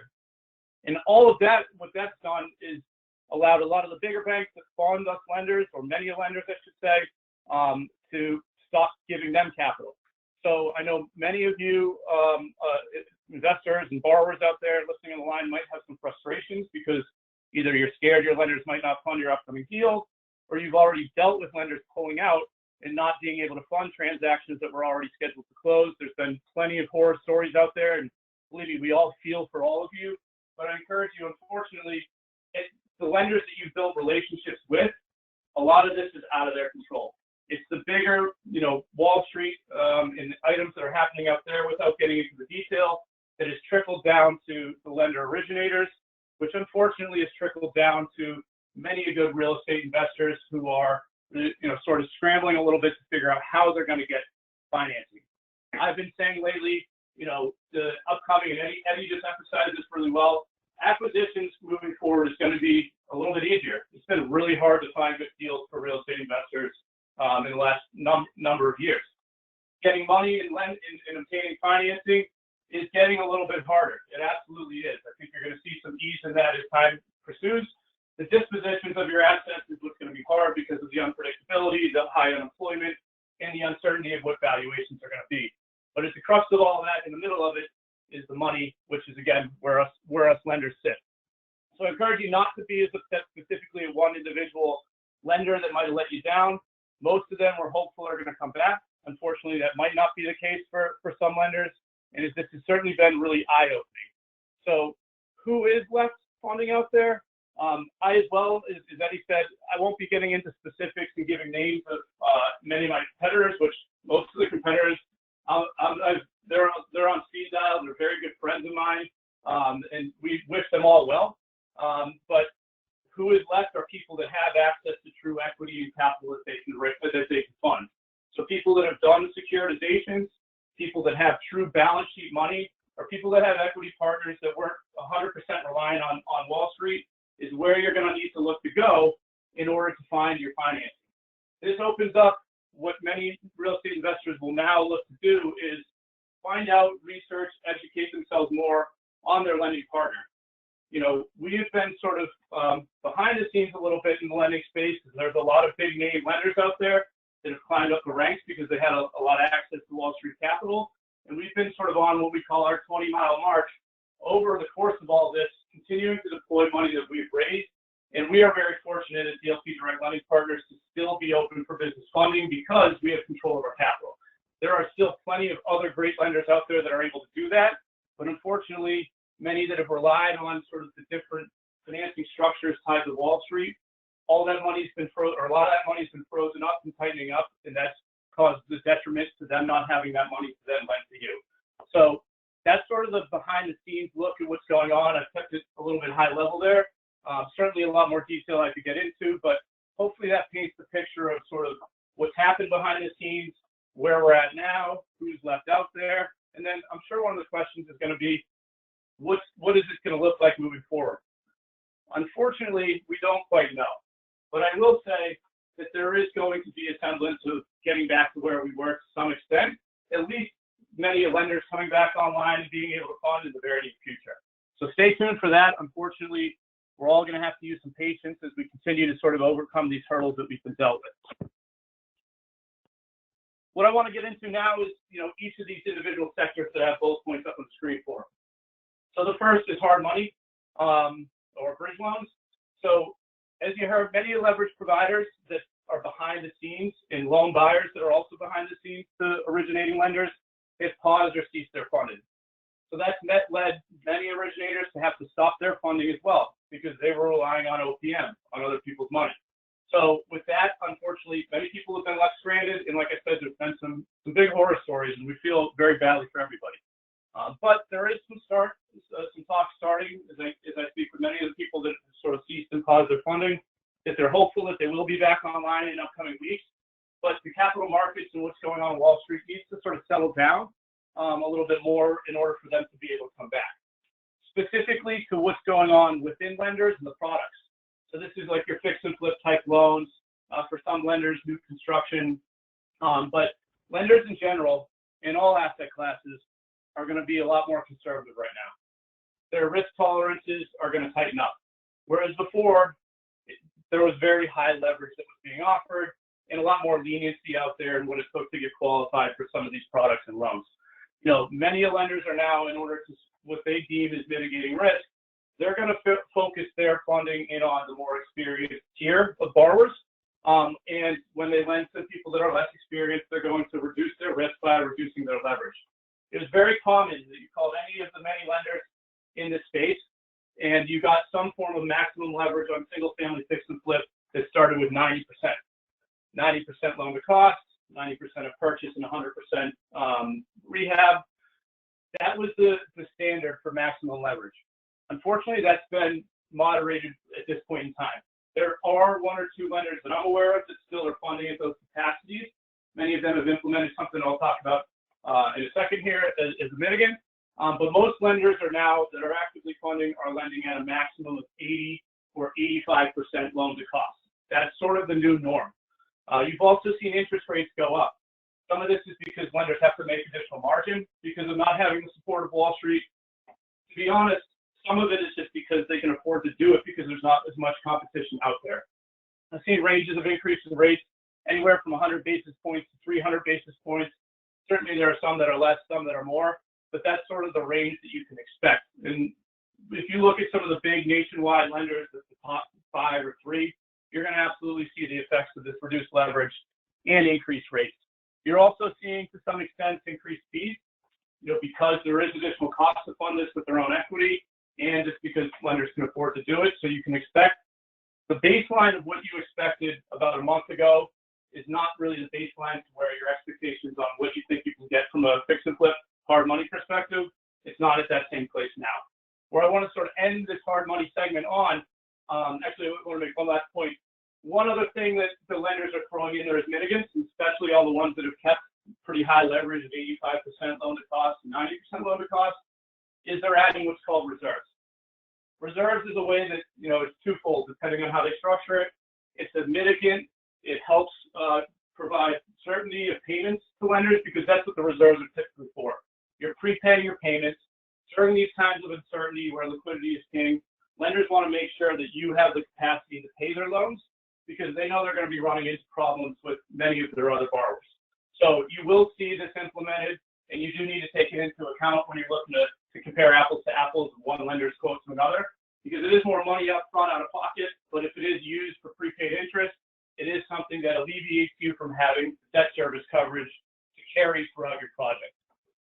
So again, I'll go back to where I was going to end this segment on, is if you go back in time about 5 years, give or take, that's where our lending is today, as far as the product is concerned. It was hard to get above 80 or 85% loan to cost. It was hard to get middle single digits, your 6 and your 7%.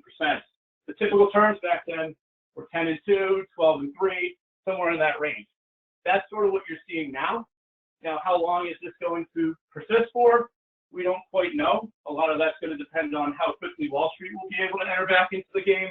But for the time being, you do want to pencil out your deals with a little bit less leverage and a little bit more in cost from a rate perspective and a fee perspective. And right now, that is the norm, but everything is fluid and certainly subject to change. So then I want to move to rental loans. And Eddie also talked about this briefly. Rental loans has been taking one of the biggest hits and effects out of all the products that relate to real estate investing. The main reason for that is that rental loans are typically, they almost have to be financed by Wall Street because of the lower interest rates, the less yield that a lender would make by you paying your interest. So what happens is most of these rental loans, they're called non-QM loans to the residential lending sectors, they're securitized. Again, they're pooled together and sold off in chunks on Wall Street, which means if they're relying on Wall Street, and you just heard what I said about Wall Street tightening up and freezing a lot of their money, there's not as many bids out there to buy these pools of rental loans. So that's really been a burden on many lenders because there is no liquidity. There's no purchasing ability of Wall Street and big mortgage REITs to come in and buy this paper. I heard something that there was a lot of money out in Wall Street right now up for purchase in this sector, and I heard that there were a lot of bids that are only 75 cents in the dollar. That was last week. So you can see that nobody wants to sell a loan for 75% of what they deployed out there, and so that's where there's just not many what you call trades. It's a hard product to get. Now there are lenders out there that are still funding this product. Many of them have active securitizations or are about to securitize it. So you can absolutely find it, but sort of similar to hard money loans in the fix and flip, you do need to expect lower leverage, usually 5 to 10%, usually some form of reserves. The standard number that I hear is 12 months. And then when it comes to getting cash out, most lenders are restricted on that aspect as well.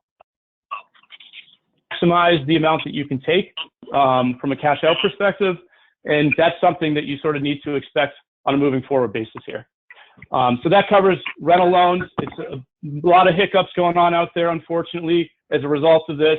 You have to use some patience in order to wait for this to come back online, because again, a lot of it's waiting on Wall Street. Private lenders, when I'm talking about private lenders, I'm talking about more individuals. So you're going to see a mixed bag with this, because each private lender has an appetite that changes a lot more frequently than anybody that's more of an institutional source. So you're going to see some private lenders and individuals, high net worth people, that are actually going to be wanting to fund more. You have many that are actually looking to fund a lot less. The reasoning for the wide variety from my perspective, most private individual lenders, they have some form of their portfolio in equities in the stock market, and we all know what's going on in the stock market. So you're going to see a mixed bag and a variety of ways that your true private lenders to adapt to these times. Some of you are in for an influx of ability to obtain capital, but unfortunately, many of private lenders are completely getting out of the game because they're just overly fearsome and they're making emotional decisions. So stay tuned to your private lenders, and each of it is different per market, but that's sort of my insights on what's going on from getting money from private lenders or individuals. Last segment here, and this is where I'm going to close up before I open up to some Q&A. I have probably too much content for this section related to commercial loans. I'm going to focus in on multifamily, but I'm going to give you a little bit of what I got. So in the commercial aspect, commercial assets in general, from my perspective, are taking a harder hit than single family. The hardest hit commercial classes are absolutely hospitality. Vacation rentals, if you want to throw that in there, is getting hurt now because of social distancing and the stay-in provisions. Retail and office asset classes are also hit pretty hard. There's a good myriad of different types of commercial products, whether it's getting from life insurance companies, CMBS, CLO markets, the agencies, and then you got your traditional banks. Many of them have also paused and ceased funding. The ones that have remained the most consistent in funding are the ones with the most money, which is typically, and what I mean by money is the most liquid money, dry powder, which means traditional banks are still out there lending because they have their money, their deposits from those depository accounts that they hold from checking and savings accounts. And then your agencies. Your agencies are essentially built to provide liquidity to the market. And that's why they are still out there and funding. They took a little bit of a quasi pause that I'll get to in a second here, but agencies are still out there funding, no matter what rumors you might have heard. But most of the other lenders, especially the ones that were sort of trading paper and packaging them and pooling them on Wall Street, that money's frozen. So those products are off the shelf right now, as well as what they call the spreads on these, which is essentially they take a baseline index and add a premium to it, which is what the open market's willing to pay for these loans, and that's the interest rate that you get as a borrower. Well, because of the uncertainty and the increased supposed risk, those spreads have increased to a point to where a lot of these, like CMBS and lenders that rely on a CLO, the spreads and the interest rates that they would have to pass along to borrowers are almost too big for anybody to even take, especially given where the market's been prior to this. I've heard spreads moving from what used to be 100 basis points to over 1,000 basis points. So it's like 10x changing in some of these markets. And you can understand why they're sitting on the sidelines waiting for things to tighten up so they can offer more reasonably terms that are traded on Wall Street when there's an appetite to buy it, so they can give you good terms in order to continue to fund your acquisitions and your recapitalizations. The last two pieces of this sector that I'll talk to is There are also balance sheet bridge lenders out there in the commercial space that are able to fund because they're funding with their balance sheet. Now with them, and these are your bridge, most of these are your bridge lenders that were previously around maximum 80% of purchase price plus 100% of your CapEx budget. Most of these have been watered down and leveraged to about 75 or 70%. They're also a lot more conservative in their underwriting because it's sort of uncertain what cap rates are going to be at once sort of activity gets back up there on the investment sales side. But balance sheet bridge lenders are still out there. The last is agencies. So like I said, agencies are still funding, but leverage is, for the most part, a lot lower across the board.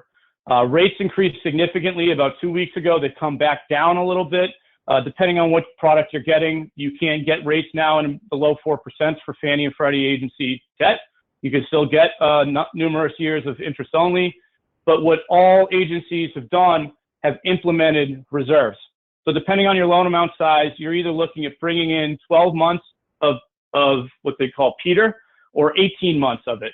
PETR stands for principal, interest, taxes, insurance, and replacement reserves. So by effect, by you having to bring this additional liquidity, it unfortunately yields a lot lower leverage. And so you just need to be cognizant of this. If you're still actively looking at acquisitions, all deals that were committed and rate locked prior to some of the sort of digression of what's happened in the market, they're still able to honor that. But all of the new stuff that's out there, all new applications that are in the pipeline or that were not locked and committed has unfortunately been reduced to these updated guidelines. So that's sort of my very high level tour of hard money, rental loans, private lenders, commercial lenders.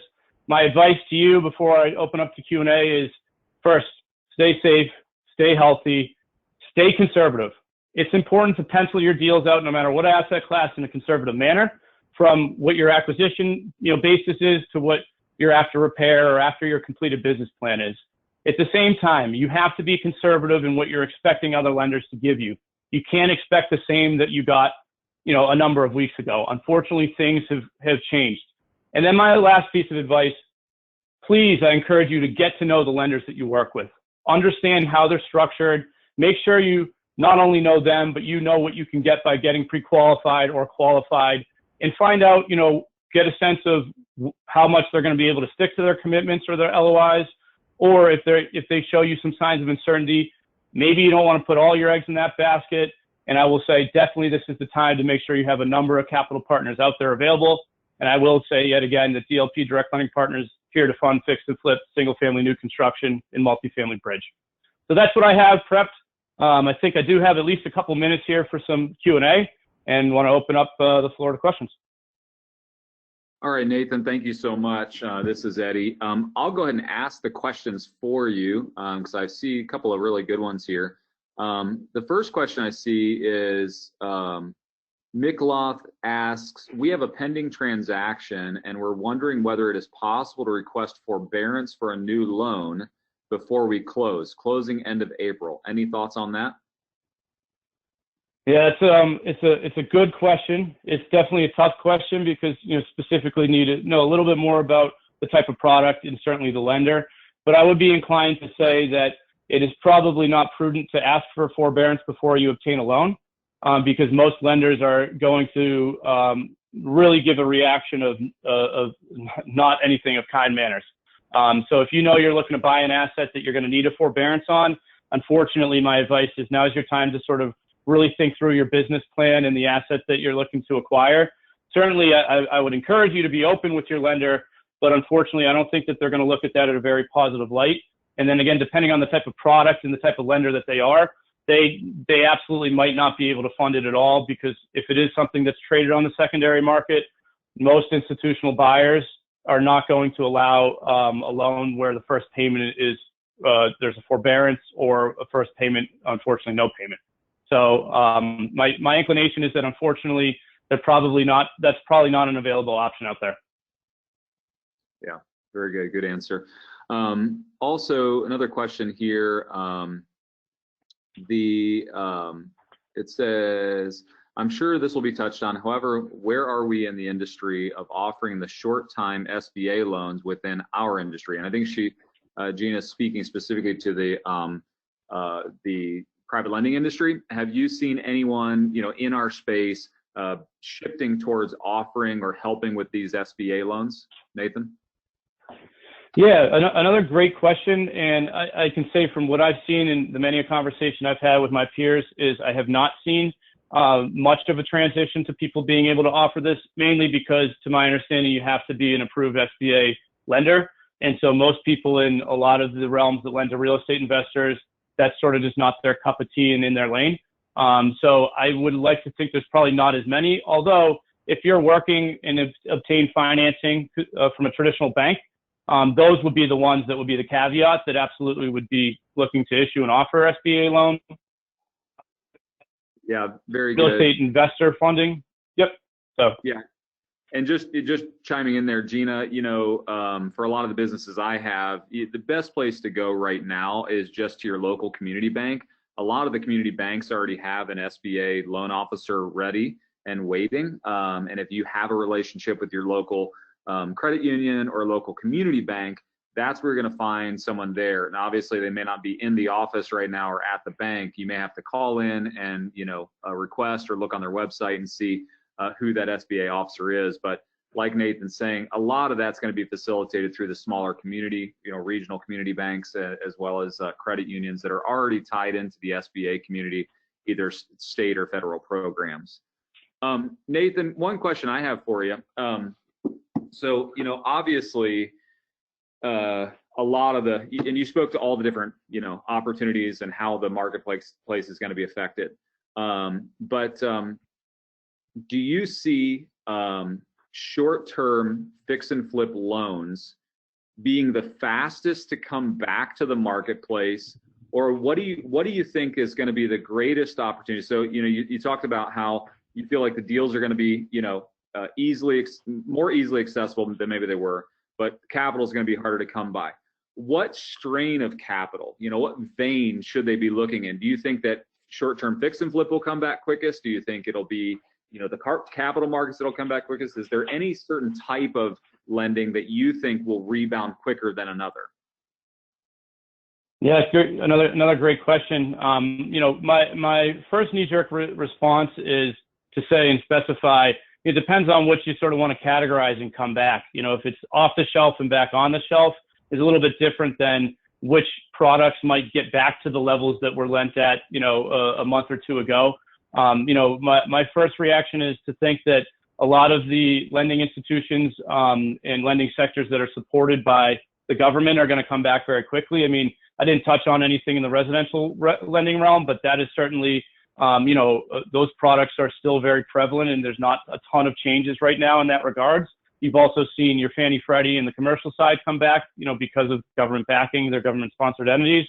I do think that the hard money space will come back pretty quickly, but in regards to a lot of people from being off the shelf to now on the shelf. But as far as getting back to where we were from a leverage rate and fee perspective, I think that is going to be a slower reaction, just because of all the hesitancy and uncertainty out there. So again, I think fix and flip will come back quickly, but not to the levels and extent that we were at previously. Yeah.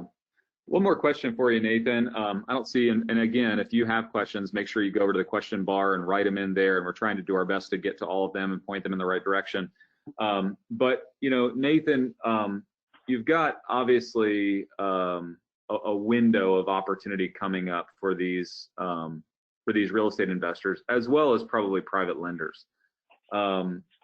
If you were, obviously you're in the private lending world, and you have chosen that path for deploying capital and for investing. For someone like me that maybe sits on the fence, and I am half in the private lending world, I'm half in the investing world, I'm invested in multifamily and commercial and all kinds of different types. Do you think that and this might be a loaded question, but do you think that putting my capital, if I have powder dry right now that I'm sitting on ready to invest, do you think that my better opportunity is going to be to follow the path of a lender or aligning myself with someone who can deploy my capital, investing in someone who is a lender or an originator, or looking for the real estate opportunities, more passive in my case. Do you think that there's going to be equal opportunity there, or do you think that one will rise faster or one will create a greater opportunity? Does that question make sense? Yeah, absolutely. And I'll say that I'm technically an investor on both sides of the fence as well. So I can feel and understand certainly where the question comes from.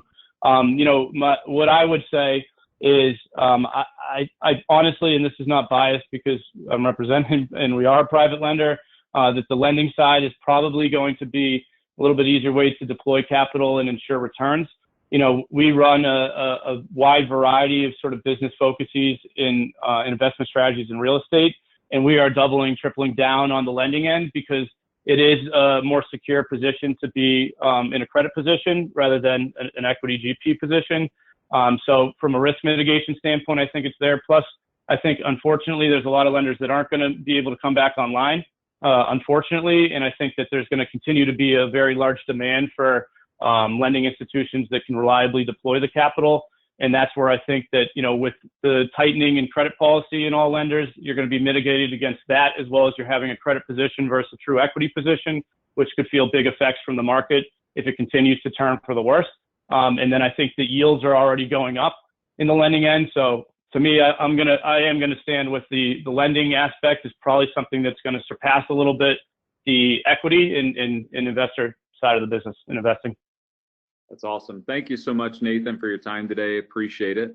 We're going to move on to our next speaker. And again, you can ask your questions in that bar on the right under the questions. Don't make sure that you ask them. And then at the end of the session, we'll make sure that everybody has the chance to answer. Our next speaker coming up is Robert Martinez. Robert is a very well-known multifamily investor. He is out of the state of Texas. And I'm really excited to hear what he has to say. He brings a lot of tenure when it comes to multifamily investing. And so I look forward to hearing what he has to say. Let's go ahead and turn the floor over to Robert. Robert, are you ready to go? Hey there, Eddie. Yeah, I'm just trying to, I apologize. I'm trying to figure out the controls a little bit on how to share my screen. But thank you for having me here. It's my first time visiting with you and the Think Realty team, so thank you. I'm going to continue to try to figure this out. You're good. I'll talk for a second while you figure it out. Okay, thanks. Yeah. So thank you. Yeah. So just kind of talking about what Nathan was talking about. Obviously, you've got multiple different people speaking today. If you're listening, and I've noticed a lot of the names that are on the screen watching, and I know that a lot of you have capital and are excited about investing and excited about the opportunities to come. And many of you are probably looking at the same opportunities that I am, saying, hey, where should I put my effort? And so that's why we wanted to make sure we gave you a diverse group of people to hear from today, because, I hope that they're passionate about their area. And I'm sure that, Robert will be as well. So Robert, it looks like you've got your thing up. Once you hit play, there, it should go full screen and you should be good to go. Okay. All right. Thank you very much. I appreciate the chance to get set up there. Again, hey, my name is Robert Martinez. I'm the CEO and founder of Rockstar Capital Management. Just a little bit about myself. I got started in the real estate game in 2007. I bought my first multifamily deal. It was a 238 unit Class B, borderline C deal up in Spring, Texas, north of Houston. And, as you remember the timeline, it was right before the recession. So I like to say that I was born during, my real estate career was born during the recession. I learned how to fight. I learned how to how to mix it up. I come from a sales background where I had to kill what I was going to eat at night, and I transitioned that into the multifamily world. Along the way, we've been able to, and I was an everyday guy. I was an independent owner-operator. I owned my very first deal where I raised investment capital wasn't until 2011. It was a 118-unit deal. We only raised $1.5 million. And every year we bought a new deal. We had financial success. We bought a new deal. Along the way, our company won a significant number of awards. Year to date, we've won 17 city, state, national awards, and I'm recognized as the only two-time National Apartment Owner of the Year. That's a team effort. I'm very proud of my team for that. There's no way that I'd be here presenting with you today without that opportunity. So where we are today, right? So the big term is social distancing. You know, I think social distancing when the history books are written, we'll be given credit for shutting down pretty much the world, shutting down our economy, shutting down how we operate day to day. You can't go to restaurants anymore. You have to do order out. You can't get a haircut. You know, your significant other can't get their nails done, or you know, you can't get any kind of normal feel to how life was 30 days ago. We're very fortunate. 36 months ago, I got a chance to visit with a couple of business coaches. Some of you may know their names. One of them is named Grant Cardone and Gary Vaynerchuk. And I remember when I was sitting with Gary, he said to me, try to figure out a way to put yourself out of business. And I sat there and I'm thinking, okay. He's like, what happened to Blockbuster? What happened to Blockbuster? And I go, of course, you know, they got eaten up by Netflix. And if you all understand the story of what happened there, Netflix was literally in the boardroom at Blockbuster pitching where society's trends were going. And they said people were going to go towards online. And essentially what was happening? Social distancing. People were getting away from interacting with other people. They were getting away. They didn't want to go to the brick and mortar store. They wanted to watch their videos on demand. And I remember thinking that when I was Gary and he sent me the story, I was like, you know what? We have that issue right now. People don't want to come to the offices anymore. And so the way it used to be, people would show up on a Saturday morning. They would have an apartment guide book, and they would go to 10 properties during that day. Nobody does that anymore. What they do today is they find you online. And they pick and choose 2 or 3 that they're going to go visit with on a Saturday. And I recognize, wow, I don't have that capability today. You know, as I said, I got started in real estate in 2007. I bought my first syndicated deal in 2010, and I didn't have my first website. And so I'm embarrassed by this, but my first website until the very, very end of 2014. And I made it a mission that I was not going to get put out of business like Blockbuster. We were going to develop a brand. We were going to develop a presence online. Our company is ranked number 2 nationally for reputation management among all management companies. I've got 2 properties that are ranked number 1 and number 2 in the country for reputation management, because what we've done is when people go to visit your sites at night, when they come home or during the day, they want to see a story. They want to see a representation. They want to understand what is the brand of this property. And so, you know, you have some of the review sites such as Google and Facebook and apartment ratings. And when you read those, you would only see negative reviews, because as owner operators, and it was very new to us, we wanted to ignore that. We wanted to get away from the negative. And I remember early on, I was like, oh my gosh, what do I do? This is not a fair review. This guy's getting evicted because he hasn't paid his rent in 3 months. Or you know, this guy's getting evicted because he likes to park in a handicap spot every day. He doesn't feel like he should park in his assigned spot. So we decided was to turn our reputation management into a weapon. And so we started to ask our residents who were just moving in, hey, aren't you happy? Would you like to do a review for us? Hey, if you just renewed your lease, you know, would you be happy to do a review for us? And we turned that into a weapon. And along the way, we're able to develop a very strong presence. But we also needed to tell video. We also needed to tell a story online. And again, when I was visiting with Gary back in 2017, you know, I didn't have a videographer team. Now we have a full video production team. And the video production team takes videos, takes resident testimonials, and they put those online, right? Because when people aren't showing up on Saturday, they've already done their research. Whatever they see during the week, they're going to get from your website, and they're going to get it from what the reviews say, and they're going to get it from whatever kind of story. So you have a chance to control the narrative. Excuse me. You have a chance to control the narrative on what people are seeing during the week, so that when they decide to lease an apartment, you know, at the time it was Saturday, then they had all the ammo they needed, and it was literally, I'm just going to come check it out, see that it's okay, and then I'm going to sign a lease. Well, it's even transitioned even further now.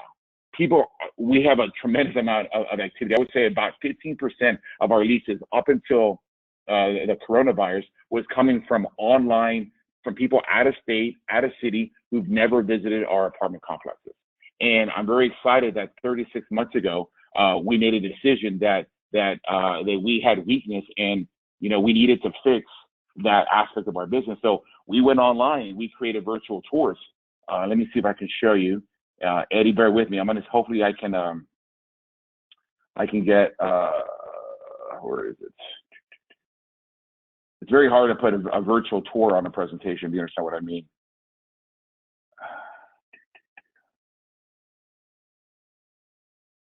I'm sorry, Eddie, bear with me. Oh, here we go. Eddie, can you see my screen? Yes, we can see it. Looks good.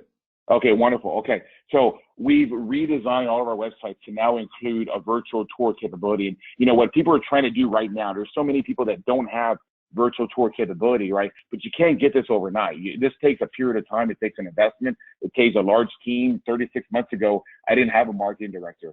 I didn't have a brand strategist. I didn't have a Google expert. I didn't have these things. These are things that we invested in over the last 36 years so that in the event people wanted to stop coming to apartments altogether and lease online, we had that capability. So what people are calling virtual tours today have been everyday business for us for at least 24 months. Here's an example. If you go to one of our sites, you'll get a chance to see a Matterport powered virtual tour. Hopefully this translates well on the GoToWebinar. It's not really a video, but it's just going to push you through. And this allows you to go all throughout the apartment complex. Again, this is very, very used among renters today. They want to be able to see what the apartment looks like before they ever waste the time. And that's how they see it. They see it as wasting their time because everybody wants everything at the push of a button. They don't want to come and check out an apartment complex that doesn't fit their style or fit their needs. We even have an ability to go to some of our amenities. So let me see which one I want to go to. So here we go. Let's go outside. So now you can see what it looks like from outside. Let's go to one of our amenities outside. Here's our barbecue pavilion area. So I think you might get the picture here. People are doing all their research online. So with social distancing today, you know, this is more powerful than, this is more powerful than ever before. You've got to have this capability. You got to have this ability to continue to stay in business, even though the normal business procedures have ended. You know, our offices today are closed, but our staffs are there. Our teams are there taking care. They're getting units ready, and they're getting units ready because people are still able to lease with us right now. Leasing has slowed down, of course, because we're losing some of that everyday walk-up traffic, but we have not gone dead. We are still leasing on average anywhere between 2 and 3 leases per week per site. So, right, and that typically wouldn't be enough during the spring leasing season. But what's occurred is that as people are staying home and they're not leasing, well, what are they doing? They're renewing. So we're seeing a massive spike in our renewals. So we're seeing a really nice jump of occupancy occurring. And really, from a valuation standpoint, I know you had the lender on right before. You know, all the money you make in real estate happens when somebody renews, not when they move in. So if your large base of people are renewing because they're not moving out or they're not looking around for new apartments, you're seeing an actual increase in valuation right now. You're seeing an increase in occupancy. The ones that are willing to move during this environment, we've provided a nice vehicle for them so that they're able to use our tool and make a decision on, is this where I want to go? Does this match my lifestyle? Does this match my finishes, my needs? You know, what does everybody else think? They go online, they're able to see the video. I would play the video, but I don't think it plays well on the seminar, on the webinar. But they're able to see a video of what life is like at the property. They're able to read the reviews online. So, you know, everything has gone online, but the thing is, you control that narrative. You get to control what people are seeing about you. You get to control what people are saying about you. And now you're able to still continue to lease to people, even in a social distancing environment. That's the presentation that I have for today, Eddie. I'm open to answer some questions. Yeah, that's awesome. So we do have a question here. Let's see here from Chris. He said, in relation to COVID-19 situation over the next 3 months and this summer, if you were in the middle of multifamily property acquisition, how would you handle the physical due diligence period and the in-person door-to-door inspection? Any thoughts on that for Chris? I love it. I love property management questions. As I said, I'm a 2-time owner of the year. That's my forte. I would normally have my chief marketing officer here, but she's at home with her children right now, so she wasn't able to assist. I'm actually in that situation right now. We had an opportunity about 45 days ago to enter contract on 2 different deals. One was in Kingsville, Texas, and one was down in the valley, in the Ragland Valley. Of course, that's anywhere from 4 to 5 hours away from where I'm at. The owner of the deal in Kingsville was able to push his contract a little further, and we got into contract. We did a door-to-door inspection right at the start of the COVID-19, before we were limited from traveling. But the deal down in Harlingen didn't occur, and the seller kept pushing us, right, to try to get in the contract. and we have hard money, and we're like, you know what, I can't get into something where I can't see the light at the end of the tunnel. What's going to happen if there's a travel restriction? So fortunately, we're able to not get into that. He was very disappointed, but we are in a deal right now where we're going to close in about anywhere between 30 and 60 days, depending on if I want to exercise the extension. What I'm hearing right now is that the lenders and the third-party providers are able to waive a lot of the traditional inspections. And what I'm saying is that if this is your first time doing multifamily, I would not do the deal. If you're an experienced operator and you have a team, I've done over 30 acquisitions. My team has been there with me every step of the way. They know exactly what to expect. They know exactly what to look for. So we're able to do a sampling of those units, right? Fortunately, we were able to do 100%, but if we were going to be purchasing a deal right now, I'd have to be very careful. Because, the residents don't want you in there. You might have to focus on the vacant units. You might have to just open the door, look in, take a video, take a snapshot, but you're not going to be able to get the full due diligence. So it's going to be a little bit of riverboat gambling for a lot of people that aren't experienced in it. And even for the experienced players, you really can't get underneath the skin of it as you once used to. The lenders will work with you because they still want to lend. They'll give you the options that will work for them. So it is achievable, but I will stress again, if this is your first time or you're a novice investor, I would not do a deal right now. It's very difficult in terms of not knowing what you don't know. Yeah, that's a great point. And boy, I couldn't echo that enough. I mean, I'm a passive investor in a lot of multifamily deals, and if this was even my first deal, I mean, take out the whole being the actual the actual lead investor, take that out of the equation. I mean, like, I'm even nervous for people that are just trying to get into multifamily syndications and it's their first deal. But boy, that's a great point. Yeah, Robert, hey Eddie, just to follow up on that. The thing is too, is that there's a lot of changing in the financing. As the gentleman before me was presenting, the spreads had changed. That's the yield, that's the profit that the lenders are wanting to make, right? So our initial analysis doesn't look like the analysis we have right now. So right. There's a lot of moving parts to buying a deal right now that go above and beyond the due diligence of the actual physical asset. You got to see what is the temperature of the lender and what are they willing to do. Have you locked in that rate? Have you signed a term sheet? It's crazy right now. I'm sorry, I didn't mean to cut you off. I just want to get that point across. No, that's a great point, that everything is changing, and most of the bigger multifamily deals are reliant on that capital coming in, in order to make the deal work. Because typically, if you're doing a value add deal, you may only be raising 10% of the entire needed capital, and then you're reliant on that other capital to come in. So that's a great point. Robert, when you look at the market in general, where do you think the multifamily industry goes? I mean, you've got, let's kind of play out a couple scenarios here. Let's say, a good percentage, or even, 10, 15, 20% of the renters in the bigger multifamily, properties do not pay their rent this month or next month.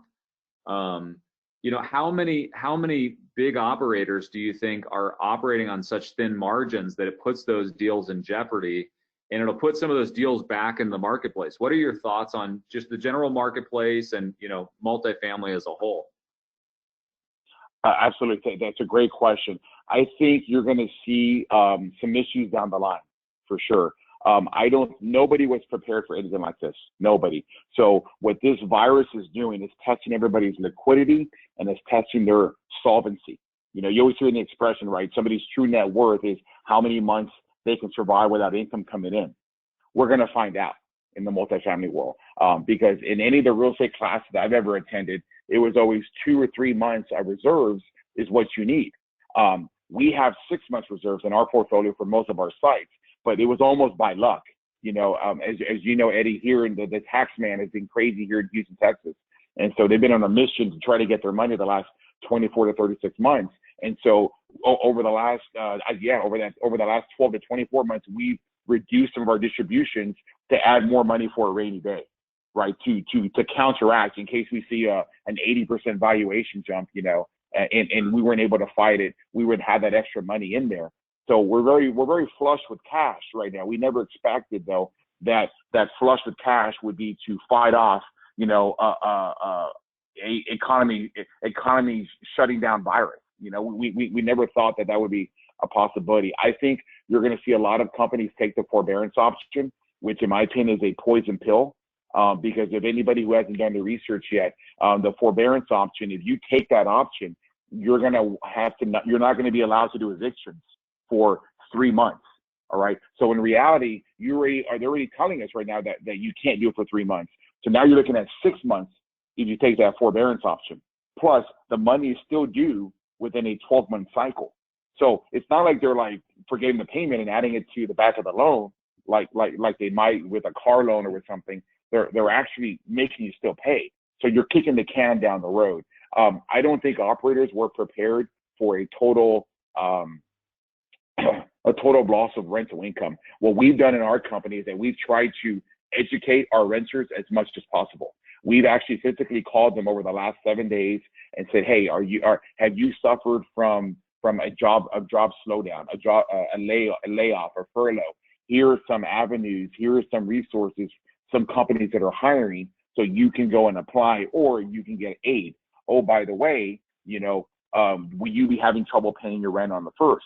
And that was our way of showing some empathy, but also to still get the business question asked, are you going to pay? I think April will not be as bad as some people believe. I think May and June will have its ramifications. But it's hard to say, right? Because most of my, you're looking at this portfolio of this picture of this really beautiful Class A property. I was able to get this at a really nice price. Otherwise, I wouldn't own this. My typical core portfolio is Class B, 1970s, 1980s asset. I think that market is going to get the best benefit of what the government's trying to do from the stimulus package. A family of four is looking at around a $3,600 one-time check coming in. You're seeing the employment benefits increase by $600 per week. So in that 2.5 to 3 month period, I think they're going to be okay. I think where you're going to see, as an industry, the people that are hurt the most are the Class A and the Class C. I think those are the ones that are going to get hit the most. I think there's not going to be the reason why people are renewing right now, Eddie, is because they're afraid. They don't know what the future looks like. So they rather see the devil I know is better than the devil I don't know, want to stay here. If they have lost a check, they're thinking, man, I didn't realize how much it would hurt to not get a paycheck. I don't think I can move up in class and go around a Class A property. And at the same time, your Class C folks, those are kind of like on the bottom end of the curve, right? Those are the ones that employees or employers are going to get rid of first because they're the easiest to replace. I think you're going to see some major problems with the Class A people, especially on the lease ups and the new developments. Very good. One more question for you, Robert. Obviously, you're concentrated there in Texas. I've had multiple questions come in just asking about the Texas market. There's a lot of speculation. Obviously, it's been a hotbed for real estate investors, both single family and multifamily, and a lot of lenders concentrated in Texas. So, what's your general thought about real estate investing in Texas as a whole? Do you think that it's still going to remain? Do you think it's going to be first to bounce back? I mean, what's your general sentiment? I know it's kind of a shot in the dark because no one really can, definitively say anything right now. But, what are your thoughts on just the Texas market as a whole? You live there, most of your friends are investing there. So what are your thoughts on the Texas market? Yeah, I think the crystal ball is very cloudy right now. And it's cloudy because there's a lot of misinformation. There's a lot of uncertainty of what's going on. I did not expect the government to come out and pretty much open up the treasure chest and give people $3,600 and that kind of opportunity. So it's really hard to say what would have happened because I think that's going to handicap and that's going to help. As I said, my career was born during the recession. I saw people go under. We bought deals at $25,000, $30,000 a door. Their basis was at $40 or $50 a door, and so it didn't take long for them to go out of business when rents came down.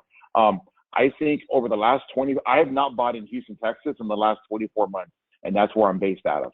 And that's because the tax man came really heavy, and we just got our new tax appraisals, and it was the same thing again. It's really hurt the NOI when you see a 50 to 80% jump in your taxes. So Houston has had very low rental growth the last 24 months. There's been a huge amount of new lease ups and activity going on that has suppressed rent. Oil has not been where it's been. Now you see oil at $21, $25. There is a V curve that everybody talks about, but it's going to take a little while for that demand to pop back up. I think it's going to be dead. Rental growth will be dead in the next 12 to 18 months in Houston, Texas. I think it's going to be a sorting out of the situation because oil is still very important to Houston. We have education, we have the port. There'll be a lot of goods coming in for sure, so the port's going to be busy. Medical will always be medical. Education will rebound. I think Dallas looks strong. I mean, I think that's going to be where you get your true V. It comes down and it came up. This is an artificial event. This wouldn't have happened if this hadn't happened. You would still see unemployment at 3.5%. Dallas isn't tied to oil and gas as Houston is. They're more closely aligned to banking and financing, and that's where all the money, that's where all the activity is going to be in the next 12 to 18 months. So I would definitely be looking at Dallas. I like South Texas. I think that's an untapped market for us. It's not oil and gas driven. It's got a lot of other things that help it grow. Specifically medical, very, very strong in medical, very, very strong in trade. And I think you're going to see a lot of that. I think you're going to see, from what I've been reading, Eddie, looks like a lot of the big Fortune 500 manufacturers don't like being placed on their knees when it comes to this virus in China. I think they realized that if they had a plant in Mexico or a plant down in Central America, Guatemala, they might be able to still get their goods going on. That's going to have a very positive effect, in my opinion, for South Texas. I can't comment on West Texas. I think tourism will pick up really big on San Antonio. I don't know how you are, but I'm cooped up. I'm ready to get out of here and go somewhere and spend some money. I'm sure I'm not the only one that's feeling that way. I think you'll see a huge boom to the economy from the people that do have money and they're able to want to relive that spring break that they weren't able to take with their kids. I think you are right. I think wanderlust is inside of all of us, right? Like we're ready to go. We're ready to hit the ground running as soon as they give us the go ahead, right? Absolutely. Thanks, Robert. I really appreciate your time today. Thank you for all the ones that asked questions. I think what you had to say was helpful. A lot of great pointers on making sure that we are giving the virtual experience that someone would expect from the seat in their home. Who knew how important technology like that would be a year or two ago to where we are today. So thank you so much, Robert. I really appreciate it. We are going to go into a few minutes early into our last presenter here, and then we'll just kind of open up the floor for questions. The last presenter we have is Steve Rozenberg, VP of Investor Education of Mynd Property Management. I know many of you on the call are property managers. A lot of you are in the single family space, some multifamily, and then obviously some of you are lenders. And so you've got a lot of people that are very, very apprehensive and fearful about managing their properties going forward. And so I'm excited to hear from Steven. And I think he'll be a great asset to you. So Steve, are you with us? I am. Can you guys hear me okay? I can hear you great. So I'll let you take it away and jump right into your presentation. Great. Well, first of all, thanks for having me on today. I appreciate it. This presentation is probably a little bit different than it was going to be had we, all met in person at the event. But the reason this slide I have up is, to me, very relevant to today and what's going on. Is the whole reason that I got involved in real estate was because of 9/11. My prior background in life is being an airline pilot. And this day signified a lot to me, which it is or is going to signify a lot to many people that are watching this, because this was the day that I realized that my safe, secure job was not safe and secure as an airline pilot, and that being as focused and specific as I was at flying an airplane meant nothing if the airlines went out of business. And that's what got me involved into real estate and got me going down that path. And many people have reached out to me because they've known my journey that I've gone through with, being an investor, learning real estate, creating a property management company, building that up, and then exiting and selling that company, and now working for Mynd Property Management. And many people are asking me, is this how 9/11 was? Is this what happened, where everything got ripped out from you and you had to evolve? And the answer is yes, it very much is. And I don't think, as Robert said, and I'm from Houston as well as Robert is, I don't think people realize the ramifications that are coming and the rippling effect as this reverberates out for the next couple months. And as much as we want to tell ourselves that it's going to be okay, and we want everybody to feel good about this, the reality is there is going to be a huge recorrection of the market. Now, one of the things that I've learned in being an airline pilot, which is very similar to owning a business, which is similar to anything, is how to handle an emergency. And the reason I think this is very relevant to today's topic of what's going on in our society and the world is, for the last 25 years, I've been trained from Boeing to deal and handle emergencies. Well, the first thing you do when you handle an emergency, when you're flying an airplane, which I don't think it probably doesn't get more critical than 500 miles an hour with 200,000 pounds of fuel and 300 people on board, is a lot different of an emergency than if a resident's going to pay their rent. I think we can all agree that that may be a little bit more prevalent for that situation. Even though that is a much more graver, dramatic situation, the one thing they teach us when you're dealing with an emergency is the first thing you do is you stop and take a breath. And you just look around and you assess the situation. And I think that's very, very prevalent, and I think it's needed in the industry and in a lot of businesses right now that are watching this, to just sit back and take a breath and assess what is going on. That's number one. Number two, the next thing that is taught to us is somebody has to fly the airplane. And what they mean by that is somebody has to take control of the situation, and somebody has to start being the leader in the company. So when you think of an airplane in a cockpit, there's 4 of us up there sometimes, and we have to start delegating duties and tasks. Everybody doesn't jump to one task or another. Someone is delegating, saying, you work the checklist, you fly the airplane, you do this, you do that. So I guess in this situation, one of the things I would impart to people is, make sure that somebody is flying the plane and somebody is running the business and somebody is being the leader of the company. Now, I think there's a very big misnomer that a lot of people think that being a manager is being a leader. And I think that that is complete opposite of the truth. I think that, and I feel strongly that there are managers needed, but there's also leadership that is needed. And right now, a lot of companies out there need a leader. Somebody has to take control of the situation, and somebody has to fly the plane and start delegating tasks and duties, okay? The next thing we're taught in the event of an emergency is we have to identify our specific problem. So right now, and again, I relate a lot of this because I hear a lot of things going on in the industry, and I have to force myself to kind of stay quiet and just watch. But when you really think about all the stuff, I want to know, how does this pertain to me and my business and my specific problem? I don't care about the rest of the world right now. I care about my problem. So when we're flying a plane, I want to know specifically, what is my problem that is going to make me crash? The next thing that we're taught is, and this term is used in hockey, where they say you go to where the puck's going to be, not where the puck is at. And this is going to the solution.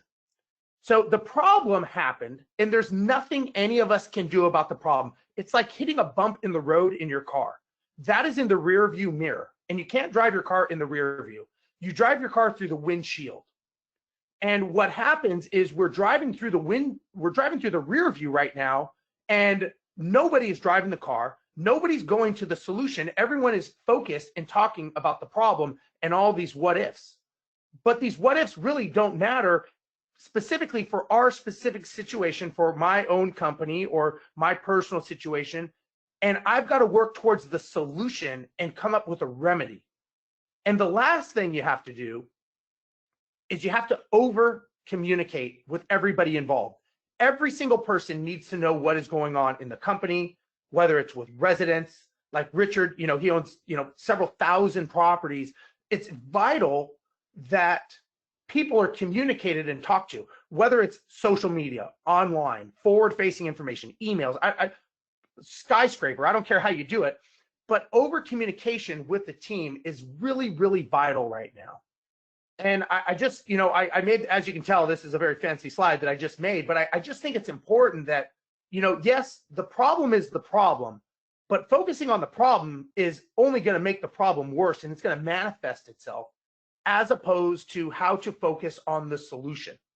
And a lot of investors out there are looking for leadership, and they're looking to be led and told what is the next step in the process. Now, I've noticed that there's many people in the industry these days, and I'm sure many of the people on this call as well realize that there's not many people that have been through the downturns.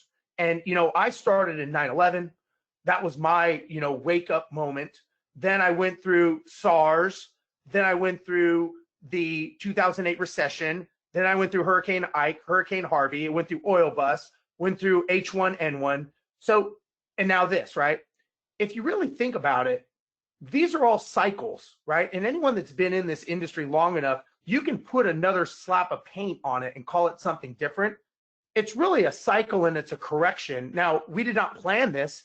And as Robert said, or Richard, no one really expected this to happen. Nobody planned for this. But I think what we're going to find is the people who had solid business models, meaning they had capital available to them, they had leveraged correctly businesses, they had the staffing correct, they had all the things correct, those will be the people that survive. And unfortunately, there will be businesses that go away. There will be people who have properties that did not buy them correctly, that did not leverage correctly, that go away. And as unfortunate as it is, it also is an opportunity for other people. And I'm not advocating taking advantage of anybody, but what I am saying is, when you are an investor, this is the time that you should be practicing your craft and getting your mind sharp as to what you're going to do. And this, to me, is the most vital time that more wealth will be created in the next 12 months than in the last, probably, I would say, 10 years. Because the people that have a plan, that they have a goal, they know the right strategy, they have the financial picture correct, and lastly, they have an exit strategy, will be the ones that survive. And the reason I put this up here, because to me, this was the one thing that I did not have when I first got involved in investing here in Houston, Texas. I never had a goal. I was buying deals because I thought that they were good deals, because other people were telling me they were good deals. So my advice to people on here, if you have clients or you are an investor, really sit down with the investors you're with. And, it's okay to let them know that they are going to lose a leg. They're going to lose an arm, right? It's better than dying. But if you say this, you're going to lose this property because this does not align with your goal, this is the wrong strategy, the financial picture is wrong, or you have no exit. Sometimes it's better to cut off the leg than lose the whole body. And I think it's a hard conversation to have, and nobody likes to have that conversation. But I do firmly believe that this will make people stronger after coming out of this. And again, this is my opinion, and so you like it, love it, or leave it. This, I believe, is true to me because these are facts. And, I've never met anybody, and I'd be curious if anyone else has these thoughts. I've never met anybody who says they were successful with their plan because they made an emotional, knee-jerk reaction based on things that they didn't even know, as opposed to saying, you know what, I had facts, I had data, I had my business model, I had my business plan, and because of that, I made an educated decision after advising my team and after having the conversation. I made the logical decision to move forward or to cut the dead weight. And, you know, that again, this is what I have learned from years of being coached and trained and building a business myself. And, you know, I don't know anyone that has ever said, I did an emotional thing and I am happy, and that was the best thing I ever did. Or let's just put it this way. I have never done that. I don't know if anyone else has. Now, when it comes to buying, I think it's important that, and again, this is very rudimentary for a lot of people, but for other people, they never really think about this. And if they cannot quantify why they are buying, meaning, are they buying for cash flow? Are they buying for equity capture? Debt pay down and depreciation, those are going to happen regardless whether you are a horrible investor or a great investor. Those things are probably going to happen. Appreciation. So if you think of those, the top three, you have cash flow, you have equity capture, and you have appreciation. When I'm talking to investors that start getting nervous and they're not sure which way to go, whether it's in Houston or Tampa, you know, Mynd Property Management is in 16 regions. We manage almost 10,000 properties all over the country. So you can imagine there's a lot of diversity.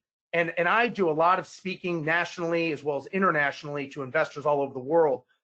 And I tell them, if you have your numbers and you have a goal, this right here is the strategy. So think of this as the freeways. So if we say our final destination as a result of owning real estate is Disneyland, this is the freeways that you're going to take to get you to Disneyland. This is not a destination. And I think a lot of people, whether they talk about buy and hold, they talk about flipping, they talk about apartments, they talk about, you know, houses, they talk about mobile home parks. These are all just different freeways, and it's a financial vehicle, which is a mathematical equation, non-emotional, to get you to an end destination. And you could always, you know, you can label these anything you want. I'm not the smartest guy in the world, so I make these very simple.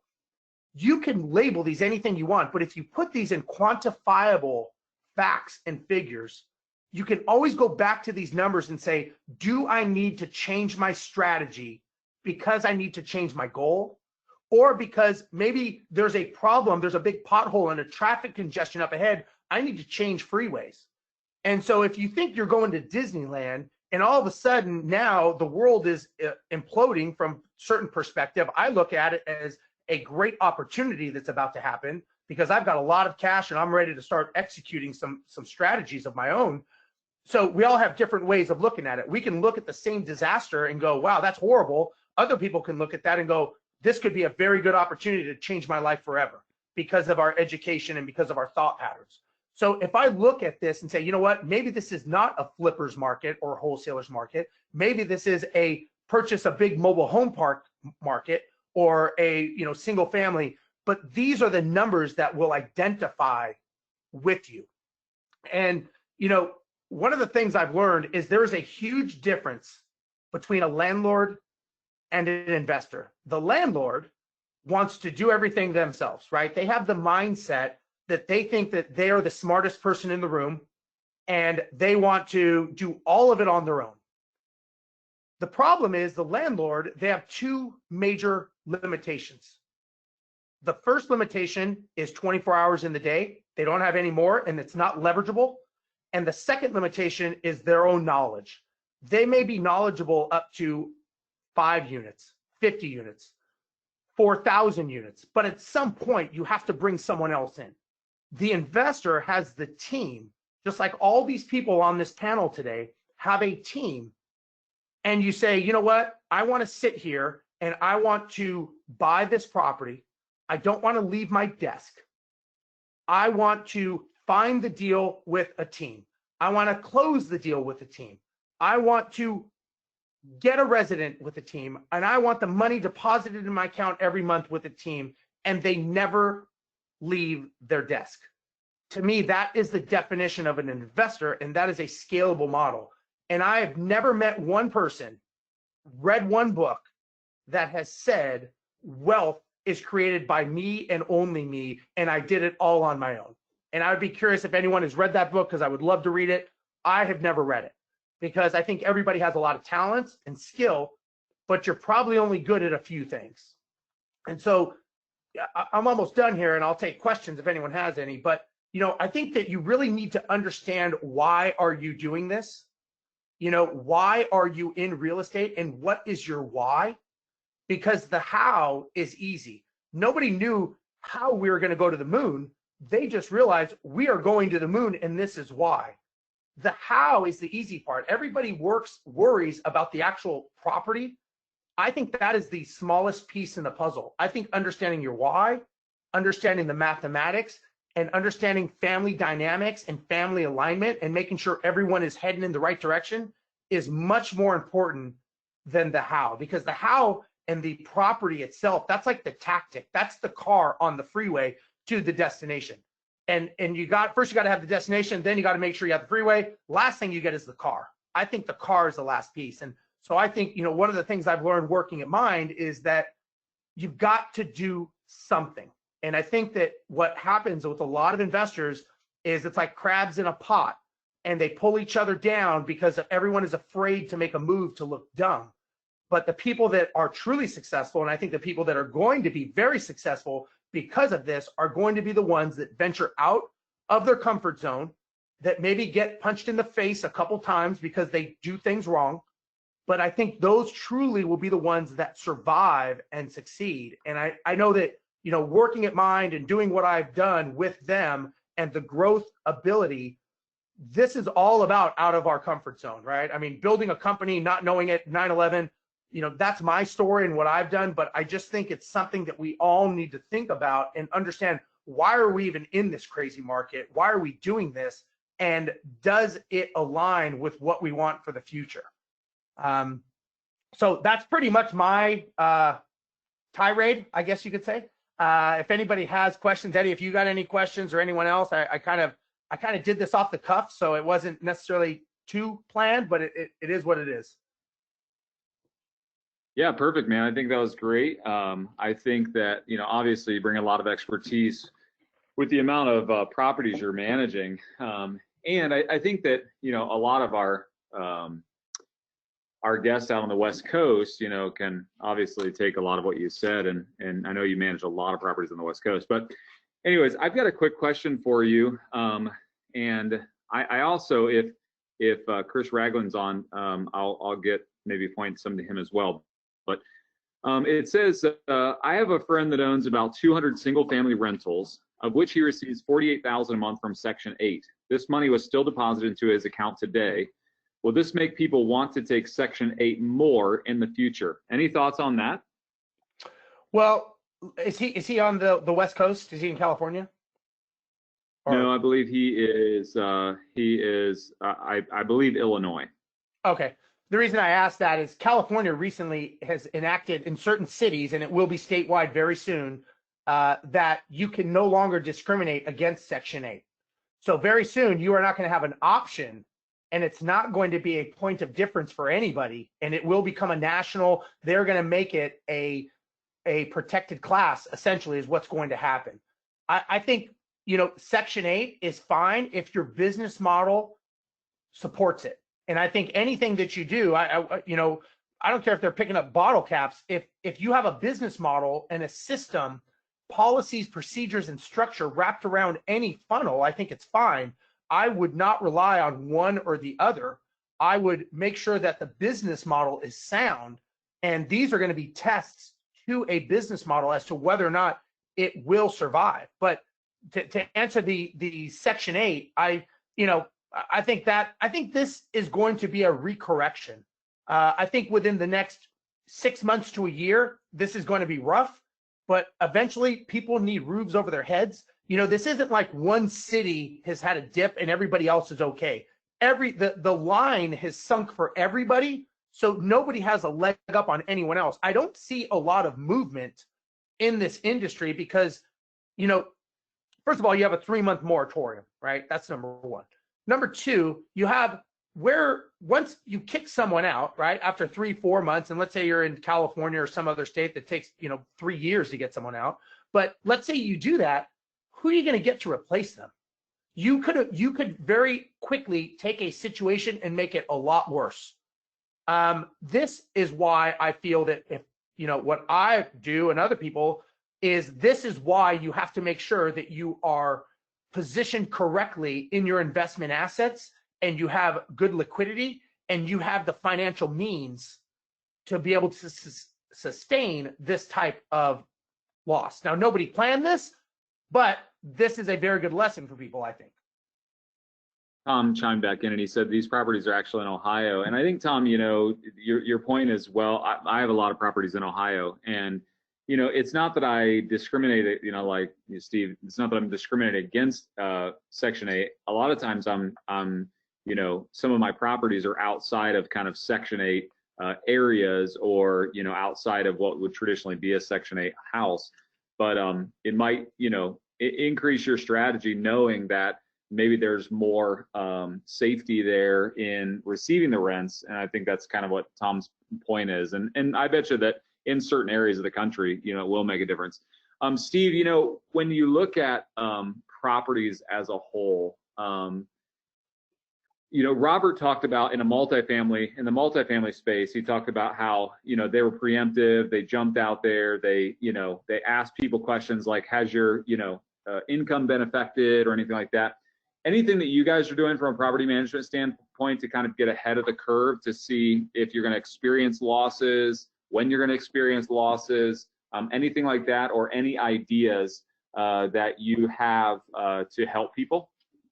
Yeah, so we are. A lot of it is, again, I go back to the over communication. There's a lot of over communicating going on with residents, letting them know what's going on and trying to get that reciprocal communication back, so that you're not surprised, April 1st today to find out, that somebody can or cannot pay their rent. Now, the other thing is if somebody does have, a situation where they're not working or whatever the case may be, then it's a matter of discussing terms and coming up with some form of solution. So again, to me, this goes back to coming up with solution-minded scenarios where you can actually communicate with the resident, and you can actually talk with the resident and say, okay, well, what can you do? Do you have access to credit cards? Are there churches? Are there government agencies? What are the government agencies that are loaning money? So to me, if, for your business in your area, whatever area you're in, this is very, very vital to make sure that where your residents can get money from, because their problem is now your problem. And so you want to be working as a team unit. And to me, a lot of property management companies that I know have a certain perception of the tenant and the resident. But the reality is the resident is the client, right? You have two clients. You got the owner and you got the resident. The resident, if they don't pay and they're not in there, it's a one-legged stool. It's not going to stand. So working on a solution with the resident, I think, is vital. So finding out where they can get a hold of money, credit card, increasing their credit cards, all of these things, I think, are things that you've got to be proactive and work with the resident. They may not be thinking of these ideas. Sometimes when your head's in the weeds, you're not thinking of these possible solutions. And you'd be surprised at how many residents come back and they're like, yeah, I got an advance on my credit card. Great. I'll waive the fee. Let's go ahead and put your rent on the credit card. And there's just ways that you can explore it with them if you're working on the same side of the table. That's really good. I've got a couple more questions here, and I think I'm going to jump to Chris Ragland. Steve, I appreciate your insights there. Thank you so much. Chris, if you're on, we've had a couple of questions about the market curve, whether this will be a U-shaped or a V-shaped. I'm really, I'd like to point it at you and just see what your thoughts are on the market. What does the rebound look like? And then I've got one more question for you, Chris, after you answer that one. Thanks, Eddie. Yeah, sure. I'll give you a quick answer, and that is no one knows. But in all seriousness, I mean, this is a very different, movement into a recession than we've ever had before, right? So I appreciate some of Steve's comments were fairly sobering, I think, as he warmed up and started getting going there. He's right. This isn't something that's affecting a particular area. This is a nationwide crisis, and that's why we're seeing a nationwide response to it right now. But there are some things that we have to really look at. So some unknowns. What will this do in certain sectors, right? So we're seeing hospitality that's obviously hurting, and the service industry that's hurting. There's going to be some pretty big unknowns when it comes to office towers. There's a lot of discussion right now in terms of what's going on from the entire commercial vertical, basically. There's just a huge amount of uncertainty. I'm talking with a lot of my friends that are at national research firms, specifically for commercial offices, and they're saying 100% across the board, all small and mid-size retail is completely frozen from leases. They're all yanking everything that was pending right now. Nobody is going to be signing a lease agreement at a retail level. Then furthermore, they're talking about a significant amount of uncertainty that's happening in certain office environments, so certain class offices. I think what's happening is a lot of businesses are really reevaluating that large expense that they're paying on an office space, when as a society for a good 6 weeks or so, we're basically being retrained on how to work from home. And how long does it take for a new habit to really stick and form? About 6 weeks. So we're going to see a lot of uncertainty that's going to hit us that direction. Why I bring all this up and why is this interesting? Because that's commercial, and due in large part, most of the stuff that we talk about here has to do with the residential. The residence has now, I believe, going to be fundamentally changed in how it's viewed. It's no longer your residence. This is your place of work. It's certainly our place of work for the next several weeks as we kind of wait this situation out. But the residence is now going to be valued now more than ever before. And there's some interesting opportunities that may occur. A lot of those millennials that were perfectly fine having a roommate, maybe still living at home, especially the younger millennials, they're going to reconsider this when they were having to take conference calls and Zoom calls from their parents' coffee table, right? So it's going to create a new value towards having your residence. It's no longer just a place to be. It's no longer easy enough to just pick up and move somewhere, but having somewhere stabilized that you can work from and earn a living from may provide some market incentives. The other thing that we really got to look at in terms of just general inventory and some of the fundamental supply, we're still as a nation around 4 million doors short of actually being able to soak up the demand pre-COVID. So what will that look like? That's going to get reset as well. And we're just going to have to play a wait and see attitude. So to kind of dovetail on that last question and answer, I think a lot of diversification in your portfolio is really going to do you a lot of good at a time like this. Chris, one more question, just because I know you've been so deep into the private lending industry. If you were a private lender today and you kind of have both feet in both waters, you've got your own private fund, discretionary capital for lending, you're also reliant on the capital markets. Is it too early to tell if it's time for a shift, or if you should make a drastic change? And what are you looking for? I know there's a lot of lenders on the call today. And so, what are some key indicators there of what direction to take and when you should take it?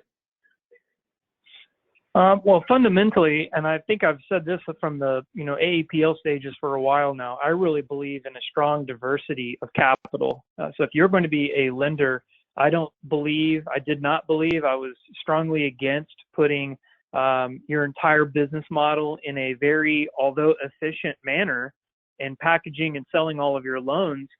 That is efficient. That is the road to maximum profitability. But as we're witnessing right now, that is also incredibly dangerous, as the secondary markets basically dried up within a 48-hour period. So, we've all seen that happening. We know that the large buyers of paper are no longer buying. They're all on pause. And if you built a business that was efficient and chained to a single source of capital like that, you're not in a good place. So I'm a big fan of diversified capital, meaning having some of your own on your own balance sheet, having a fund or a syndication group of other private lenders and high net worth individuals, and then, yes, also optimizing and selling into the marketplace. So let me kind of repeat a little bit of what I think was alluded to a moment ago. We are resetting the clock about 5 years. That might be a good estimate in terms of pricing, but also in terms of the maturity and the depth of our entire industry. 5 years ago, think about what was going on, not just from a pricing standpoint, but how are people raising capital? How was capital being deployed? And then more importantly, how were people putting loans on a balance sheet, or were they selling it? And candidly, we weren't. We were not doing those types of activities. It took a long time for some very smart people to figure out our inefficient marketplace and create the vehicles that allowed them to profit from that. And I'm talking about the Wall Street money. It's going to take them a while to figure it out again.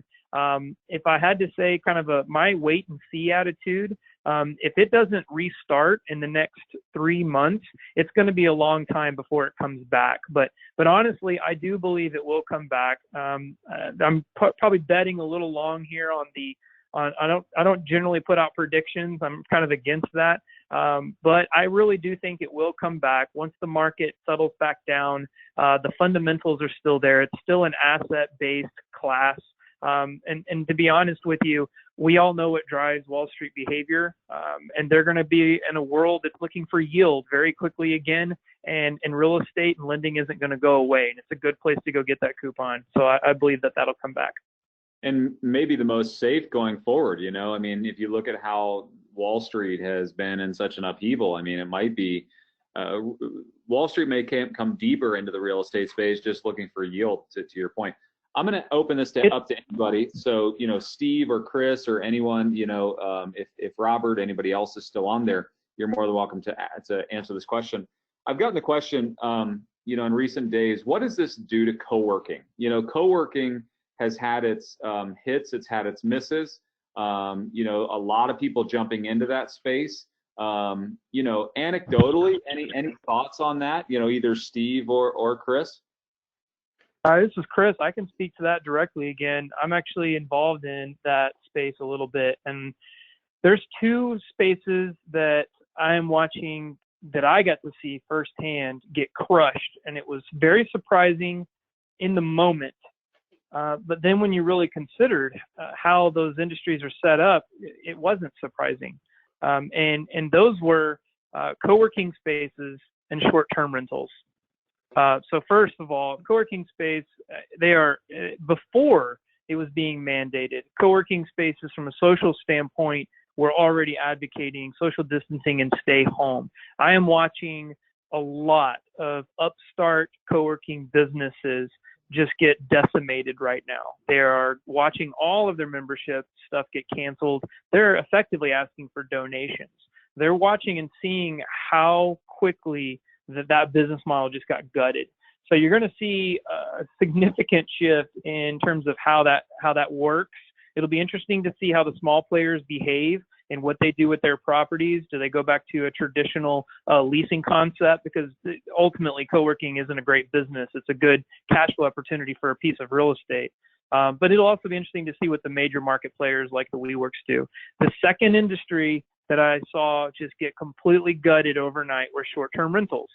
Short-term rentals, people, honestly, I don't know if it's because it's a new kind of a weird asset class that we're just starting to figure out, and on top of single-family residence, but it seems like most of the business owners that I know that specialized in short-term rentals, they had almost no cash reserves. I don't know why that seems to be true, but it seems to be across the board. And I'm not talking about people who have a large portfolio of property and maybe they do a short-term rental on 1 or 2. I'm talking about people that went out and specialized in STRs. I have never seen so many owners of property struggle so quickly to convert from one type of an income source to another. And what I mean by that is they're all flipping them to long-term rentals as fast as they possibly can. They're taking these short-term rental properties and as quickly as they can, they're calling, portfolio managers, property management companies and saying, please put a long-term tenant in here. I've got to cover my expenses. So those are the 2 places that I'm seeing a significant amount of hurt in right now. And it's already happening.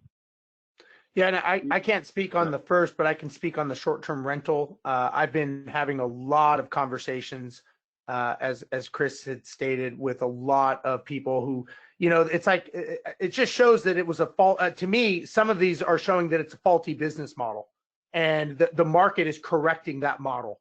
And, I've been talking to other people that have taken it a step further, where they're doing these arbitrage, where they're actually subleasing it from the owners. Now they're on the hook, and they've got, on paper, they have no financial responsibility except the lease agreements. And, they're looking at 60 to 80% vacancy rates, and they're saying, I don't know what to do. And my advice is, well, you need to rerun the numbers and see, does this new model work with a long-term rental? Because you can't hold off on this strategy. You've got to move quickly. And again, I look back at a lot of these strategies that people have that were born. It's kind of like back in 2006, 2007, all these different strategies of how people were buying properties. They weren't really sustainable because people kept taking it a step further and a little step further, and they kept leveraging more. And I remember, there were 15% loan to value loans going out there. And I think that a lot of these short-term rentals have just gone a little bit too far. And I think we're seeing a recorrection of the market. And I think, when the market recorrects, it recorrects very quickly and harshly. And I think that's what we're seeing. Great insight, guys. I really appreciate it. I'm going to go ahead and wrap this up. I want to say just a quick thank you to everyone that came on today. You guys were great panelists, great hosts. Thank you so much for putting the time in. For all of you that are watching and listening today, I hope that it was helpful. You can always reach out to either Think Realty or the American Association of Private Lenders. We'll continue this conversation. If this was helpful, we're happy to do this again here in the near future. Again, we just want to be a resource and a help to all of you that are having to make these shifts, and start providing you maybe some insights from those that are shifting and shifting successfully. It is a difficult time that we're in. It's a difficult space, but it's still a great space to be in. Real estate investment, private lending still is going to be, I believe, one of the greatest opportunities that hits in our lifetime, especially in the very near future. I, like Chris, am not going to try to speculate or somehow tell you what's coming up in the near future.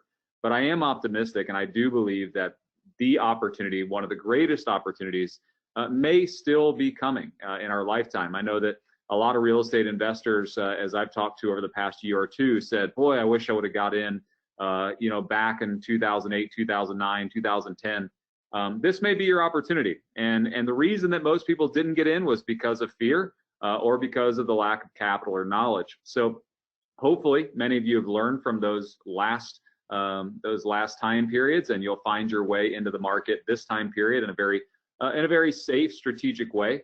And I hope you'll listen to each one of these men. Each one of these men have given you their contact information. Feel free to reach out to them directly if your question didn't get answered.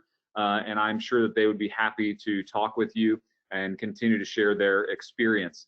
Don't forget to follow both Think Realty and AAPL on social media. We're on Instagram, Facebook, LinkedIn, all the social media that you are on, we are on, trying to provide you great insights and information. And so if you are a private lender, we've got an additional podcast coming up.